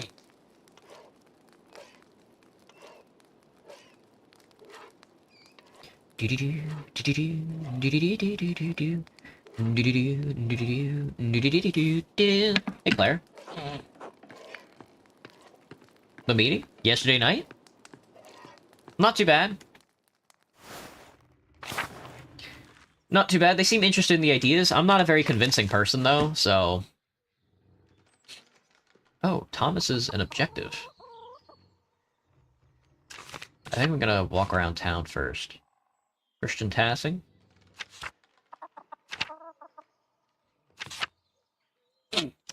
Let's get the Historia Tassier over to... What the fuck happened here? Hey, Magdalene, come to admire a well-chiseled craftsman at his best? Oh, where? I can't see one. Ouch, I suppose I stepped into that one. You do call yourself a Trotskyist. That is true. Have you come to see the repairs I've been doing, then? To tell you the truth, it's not going as well as I'd hoped. What seems to be the issue? I assumed I'd hit a snag either when it came to the stone or the tools or my lack of artistic skill, but it's more than that. It's like in my head. I can't see the right way. Besides, my dad wants me to help out on the farm more. I want to be there, but... Grandma taught me everything he knew about the craft. He really wanted me to succeed, and I do enjoy the work. It's as if I can talk to the stone, you know? Not literally, but I can see how lines of tension flow through the rock. I understand how to form one thing from the other, how to create, make something that lasts. Grandma even offered to sponsor an apprenticeship under a master stonemason. Dad will support me either way, but I still feel like I'm pulled both directions at once, you know? I think you should stick with, stone making, brother. Agnes is offering Craft a once-in-a-lifetime opportunity. With the right master, he could really make something of himself. Oh, yeah. He should go. His family would be alright without him, right? Support your family and it makes you happy, it's the right choice. Figure out the answer yourself. I can't help you with this. It's important to follow the guidance and needs of your elders. You can't live by the rules and demands of others. But isn't that what we all do every single day? We live under the rules of God. We live under the demands of our Lord. We live under the wants of our parents. We're never free, but always tied to someone or something. We can always bend and break the rules here and there. As you're doing with the mural, Magdalene. Maybe that's the way to bring change, to move forward. Christ, this is hard. I don't know what to do. I think you should take the apprenticeship. It's better than staying at Tassing, right? Oh, that sucks. Oh, I would have loved for him to take the stonemason apprenticeship. I don't know, I like it here, and I have enough experience from Grandpa to keep going. Besides, if I'm gone, there will be no one to look after the town's stone. The church's foundation is in serious condition. Who's to say there won't be another flood come spring? Nah, I think I should stay. I'll have to tell Grandma I've made up my mind soon. Thanks for listening to me, Magdalene. No problem. Get back to work. I'm still reinforcing the walls of the church. To be honest, I'd like to reuse the stones from the ruins of the abbey, but Father Thomas forbids it, says it's unseemly. It's just quality stone going to waste. I don't get it. A burnt ruin of the abbey is still a religious site. He's being meek, as he always is. I don't understand Father Thomas sometimes. Alright, stay well. Until later, Magdalene. Until later, Craft. Aw, that sucks. Oh, Agnes. Good morning, Magdalene. Sleeping in the kitchen. I'm also being repeatedly killed by Bill, left for dead. That makes sense. Apollo? Screw off, Magdalene. He hates my ass, man. He hates the fact that I exist. To the wrath house. That's 2 down. I think that's 1 down. I think we're... Oh, maybe not. The first one's going to be about sacrifice. This is going to be an unholy ceremony of paintings, dude. Hello, Nazia. Ciao, Magdalene. Hello, Nazia. How are you? Ah, I'm well. The winter's approaching quickly, no? What is it you say here? Perkta pinching at your nose? Ah, that is the saying. You caught on to our customs quickly. Yes, Baltus is a good teacher. He's explained many of your funny Bavarian sayings to me. I must admit they're rather charming, even if the language is a bit rough on the tongue. Will you be staying in Tassing long enough to learn more of our funny sayings? I should return to Genoa soon, but Baltus and I still have some business to conduct. It's taken longer than I anticipated to complete. His accounts are complex. I may be forced to remain a few more weeks. Dio, who knows? Are you sure the bookkeeping is correct? You've already been in Tassing for so long. Oh, yes, the numbers are perfectly correct. Baltus has many large accounts to manage, and many interests across the continent. I only wish to return to Genoa before my heavy snowfall, otherwise my journey will take twice as long. I'll let you get back to work then. Grazie, Magdalene. Until later. A Genoan money man. Hello, Baltus. Do you have a moment? Only one, I'm afraid. What can I do for you? I came across a book about the history of tassing, and I was hoping you could help me read it. Oh, no, not today. I'm far too busy for that at the moment. As you and I are hands full preparing for the Christmas ale, you see. Ah, of course. Sorry to bother you. Not at all. Apologies, I couldn't be of more help. What a mess. If Baltus gets anything done. Damn, I was hoping he would read the book. We're not going to find anybody to read this book, man. He does have the Christmas ale all set up. You know who isn't busy? Stoles. You know who's never busy? Fucking Stoles.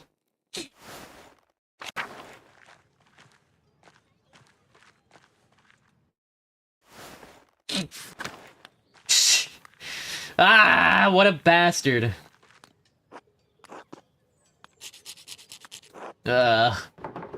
Warner? Hey, you'll freeze if you stay out here. Huh. I don't have the strength to carry him home. I have to tell somebody. Maybe Baltus? They're still on friendly terms? Nazio could help? Or Big Jorg? He's strong, he can do it. Ah, what a mess. I'll get Jorg to do it. Baltus and Nazio are busy. Hey, Gret.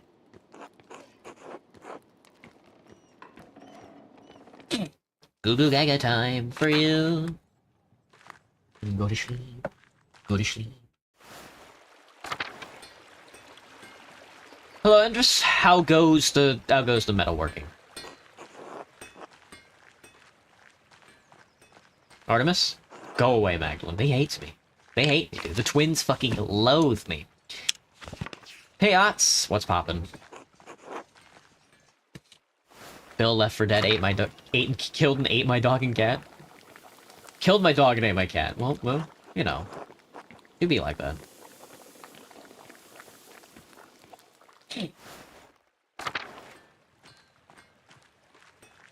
Go, Magdalene, go. Time passes in a different way compared to last time. Hey, Jorg. Hey, Magdalene, can I help you with something? I found Dr. Stoll's passed out drunk by the bakery sleeping in a ditch. Again, for Christ's sakes, it happening occasionally is fine, but the man can't hold his beer. If you say so. Can you help him? Ah, of course, I'll go fetch him. Thanks, Magdalene. Thank you, Jorg. Sorted that out. Don't want the bastard getting sick and then dying, because I need him to take care of dear old Dad.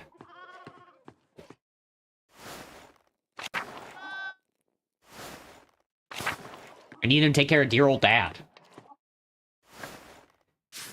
That's good. On to the next farm. Peter? Magdalene? Peter, why are you killing everybody? Why did you assassinate everybody? Hans? I hate talking to Hans. Hello, Magdalene. Hello, Hans.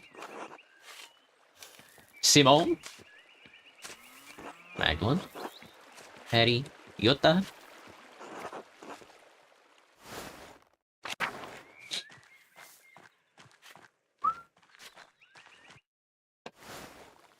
Oh, hello, Vyacheslav. He's making baskets. Dude, he's putting in fucking work. Every time I see him, this guy's busting ass.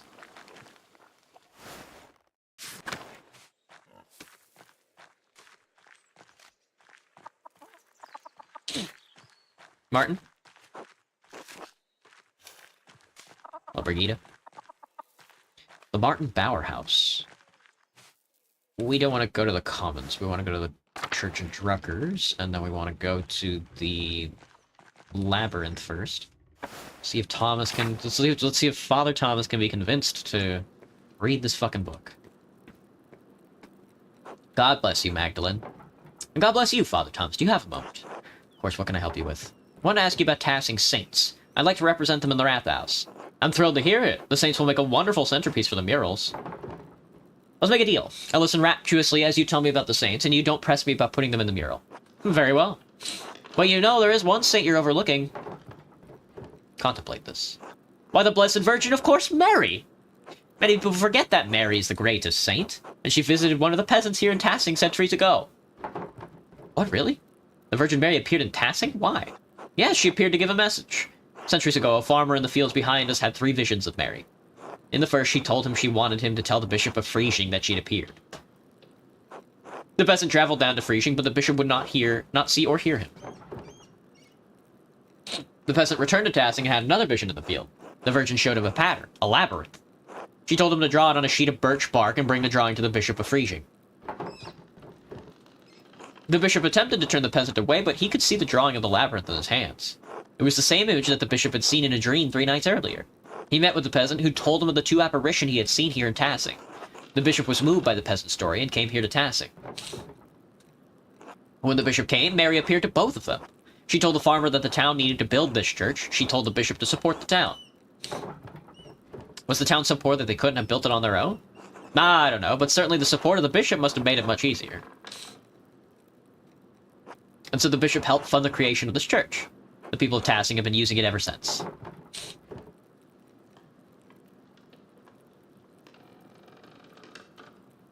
When was the painting made? I'm not sure. Maybe 100 years ago, maybe 300. Of course, I couldn't tell you the artist, unfortunately. But it's been here so long, it's been here as long as anybody can remember. Thank you for the story, Father Thomas. You're most welcome, Magdalene. God bless you and your work, Magdalene. God bless you, Father Thomas. Our Lady of the Labyrinthine. The Labyrinthine. Alright, that's good. On to the mill. We still need to go into the forest. And of course, the Abbey. The Abbey's the last stop, though. Hello, Ursula. God bless you, Magdalene. Need something. Maybe I'm looking for the history of Tassing. I think some families I've remembered more than others. Can you recall anything? No, I don't think those stories would be much of use to you anyway. It's all folktales and pagan nonsense. No place for those things in good Christian household. Oh, alright. Is that really what you think? It doesn't matter. It's too late now to do anything about it, right? True enough? I'm sorry, Magdalene. Like you said, it's too late to do anything about it now. Well, thanks anyway. I'll see you later. Until then. Ursula, please, girl. Why would you do all that? Why do all that, girl?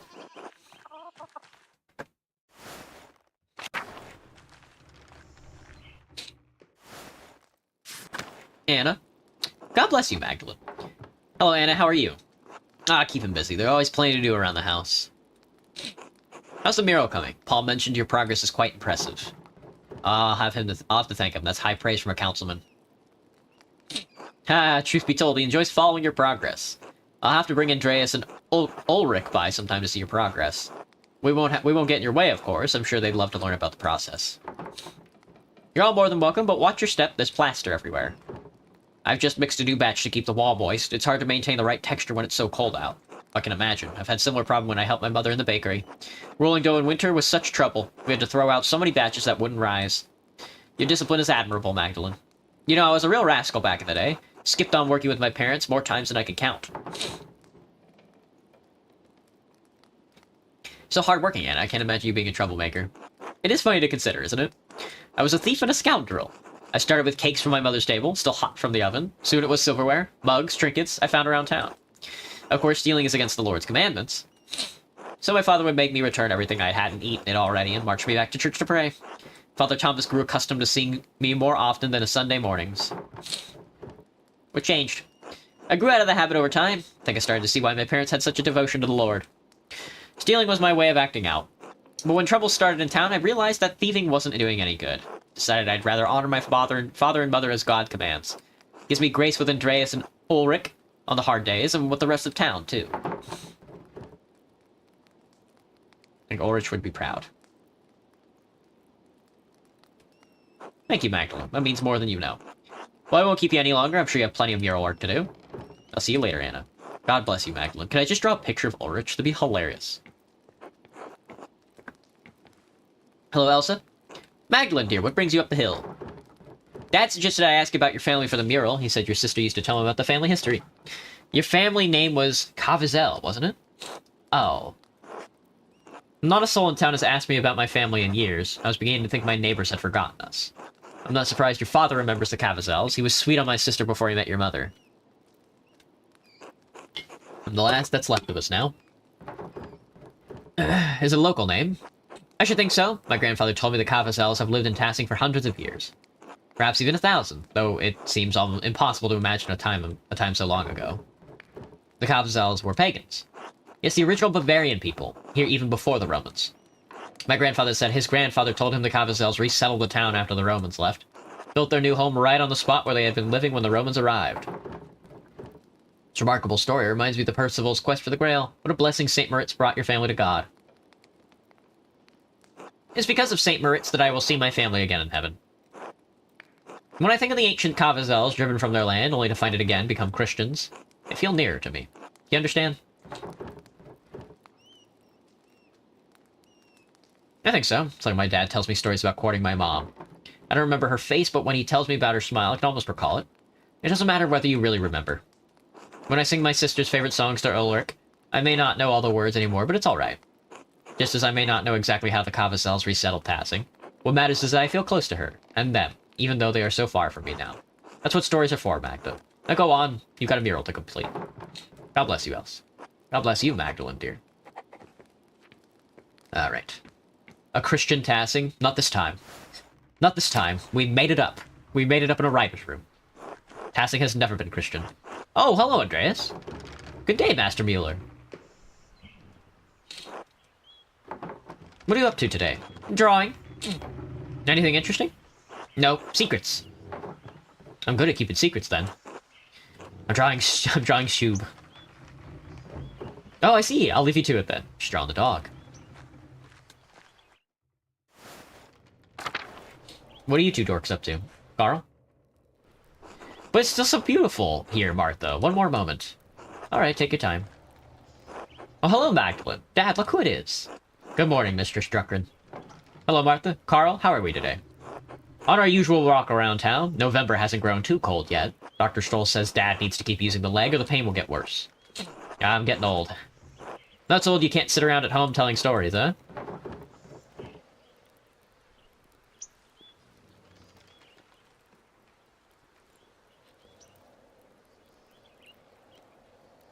You're about the same age as my dad, aren't you? Nah, Klaus always been too stubborn to grow old. Shame what happened to him. As if you're not stubborn, too. No arguments from me there. Peter survives through sheer stubbornness. Given that the alternative is Werner, I'm glad to have something. Can't even find his ass with both hands.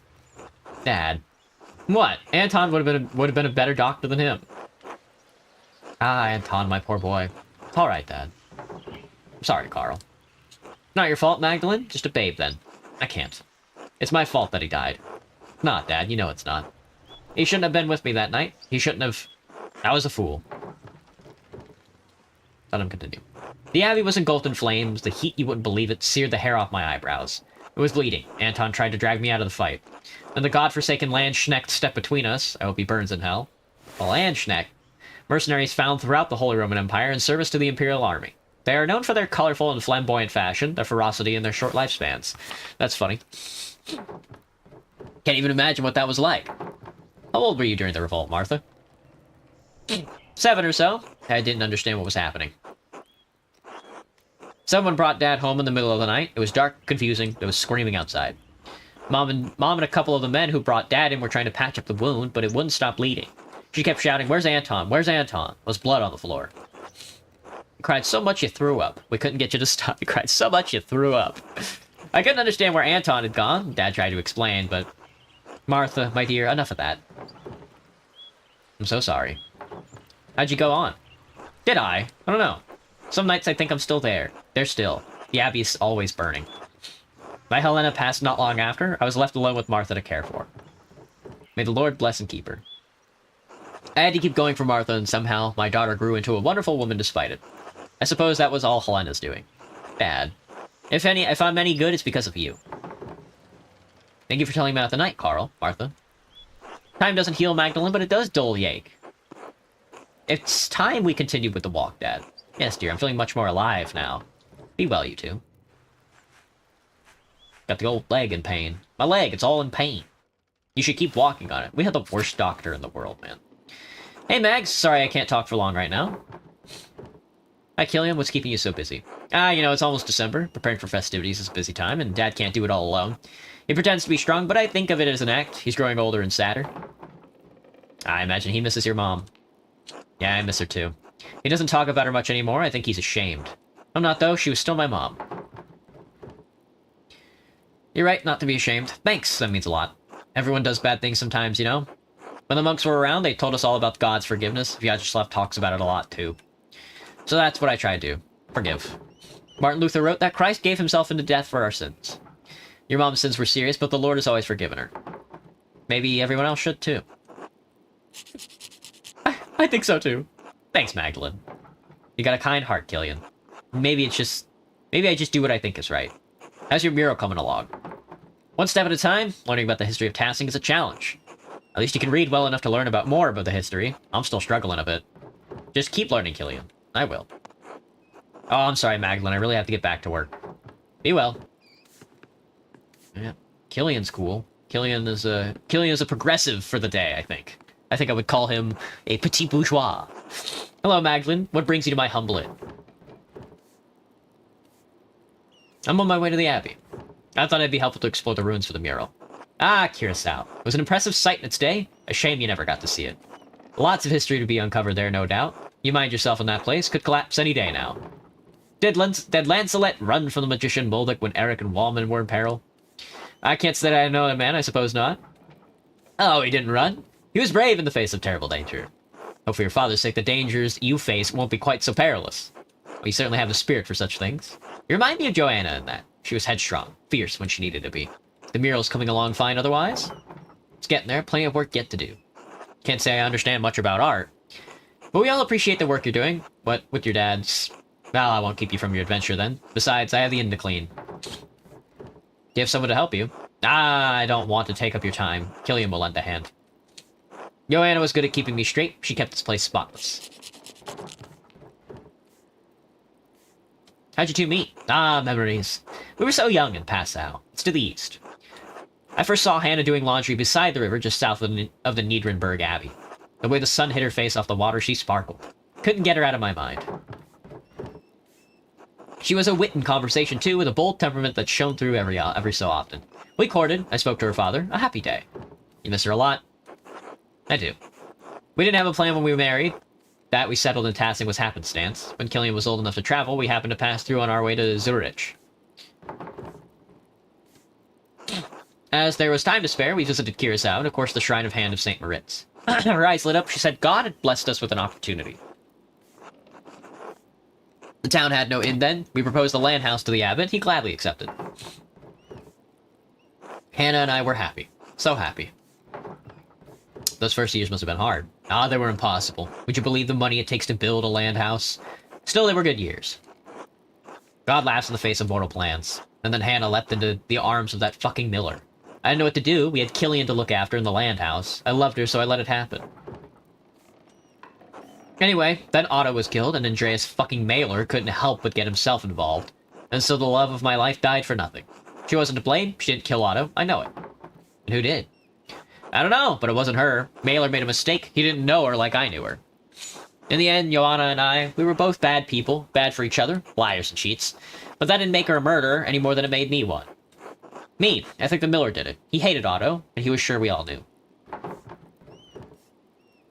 Can you prove that? Nah, and it wouldn't matter if I could. Only God knows who killed Otto. But I've kept you too long with my talking. You have the Abbey to explore, after all. It was good talking, Nico. Thank you for sharing your own story with me. You did me a favor, Magdalene. I won't forget it.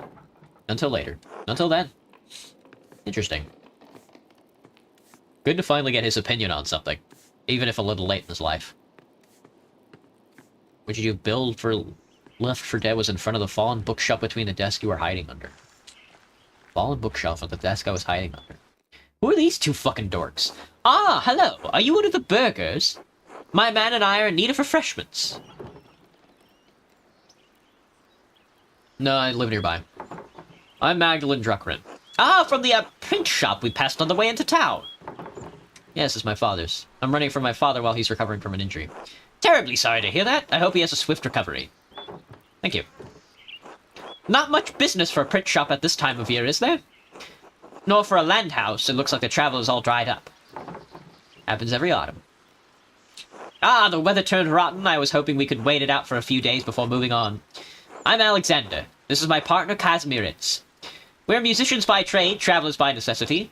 We just purchased a new instrument for Kammersitz in Padau. Their luthiers are extraordinary.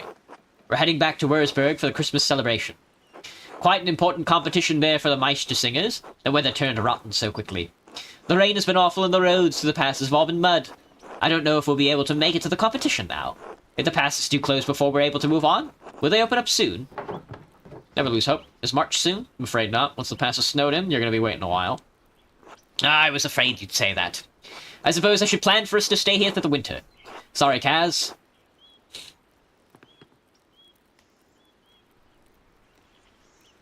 It's alright. Ah, he doesn't speak, you see. I do the talking for both of us. He can write on his tablet for when the need arises. Do the people here like music? Yes, of course. Excellent. Then we will endeavor to entertain you and your neighbors with our songs. I look forward to hearing it. Thank you. Until then. Well, Kaz?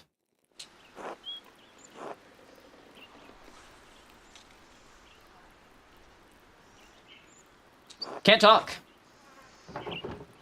I see.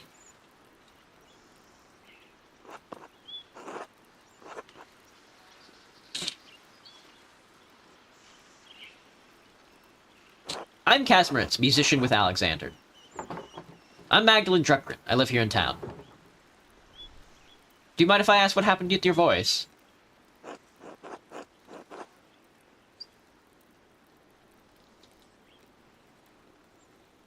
Rather not. Alright, I won't take up any more of your time. What are you two doing in Tassing? No, I want to keep talking to him.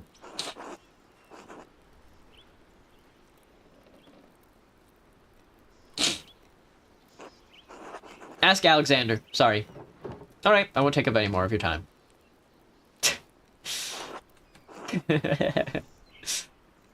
Very good. Thanks. God bless you. Thanks, Kaz. Be the best girl. The land house. I think we already went up to the mill, into the forest, and then on to the abbey. Well, the snow... Oh, God. The mountains are covered in snow. Snow is creeping down the mountains. Winter will be here soon. It's already at the bottom, girl. What are you talking about creeping down? Winter is right around the corner. Smokey, Faxlav. Gentlemen. Magdalene.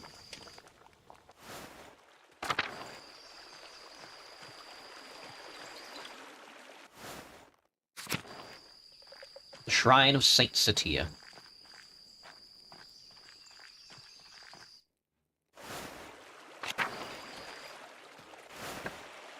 Hear ye, hear ye.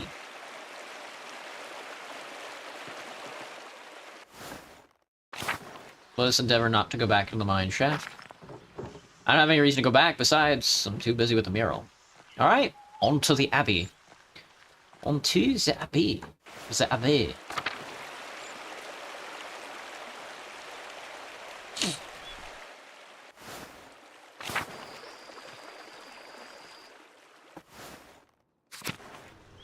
Le Shrine of Saint Moritz.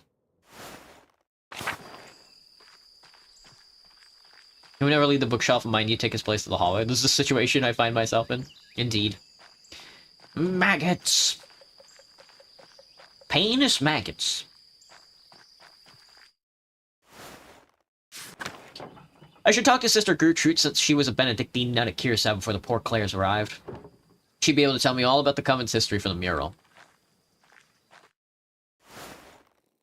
The Shrine of Saint Satia. The Shrine of Saint Moritz. The hand of Saint Moritz, the poor Clares take good care of it now that the Benedictines are gone. Indeed.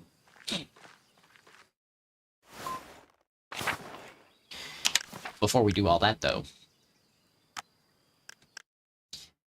I'm trapped on 2-4. Yeah. Yeah. But alright, everybody, that's gonna be me.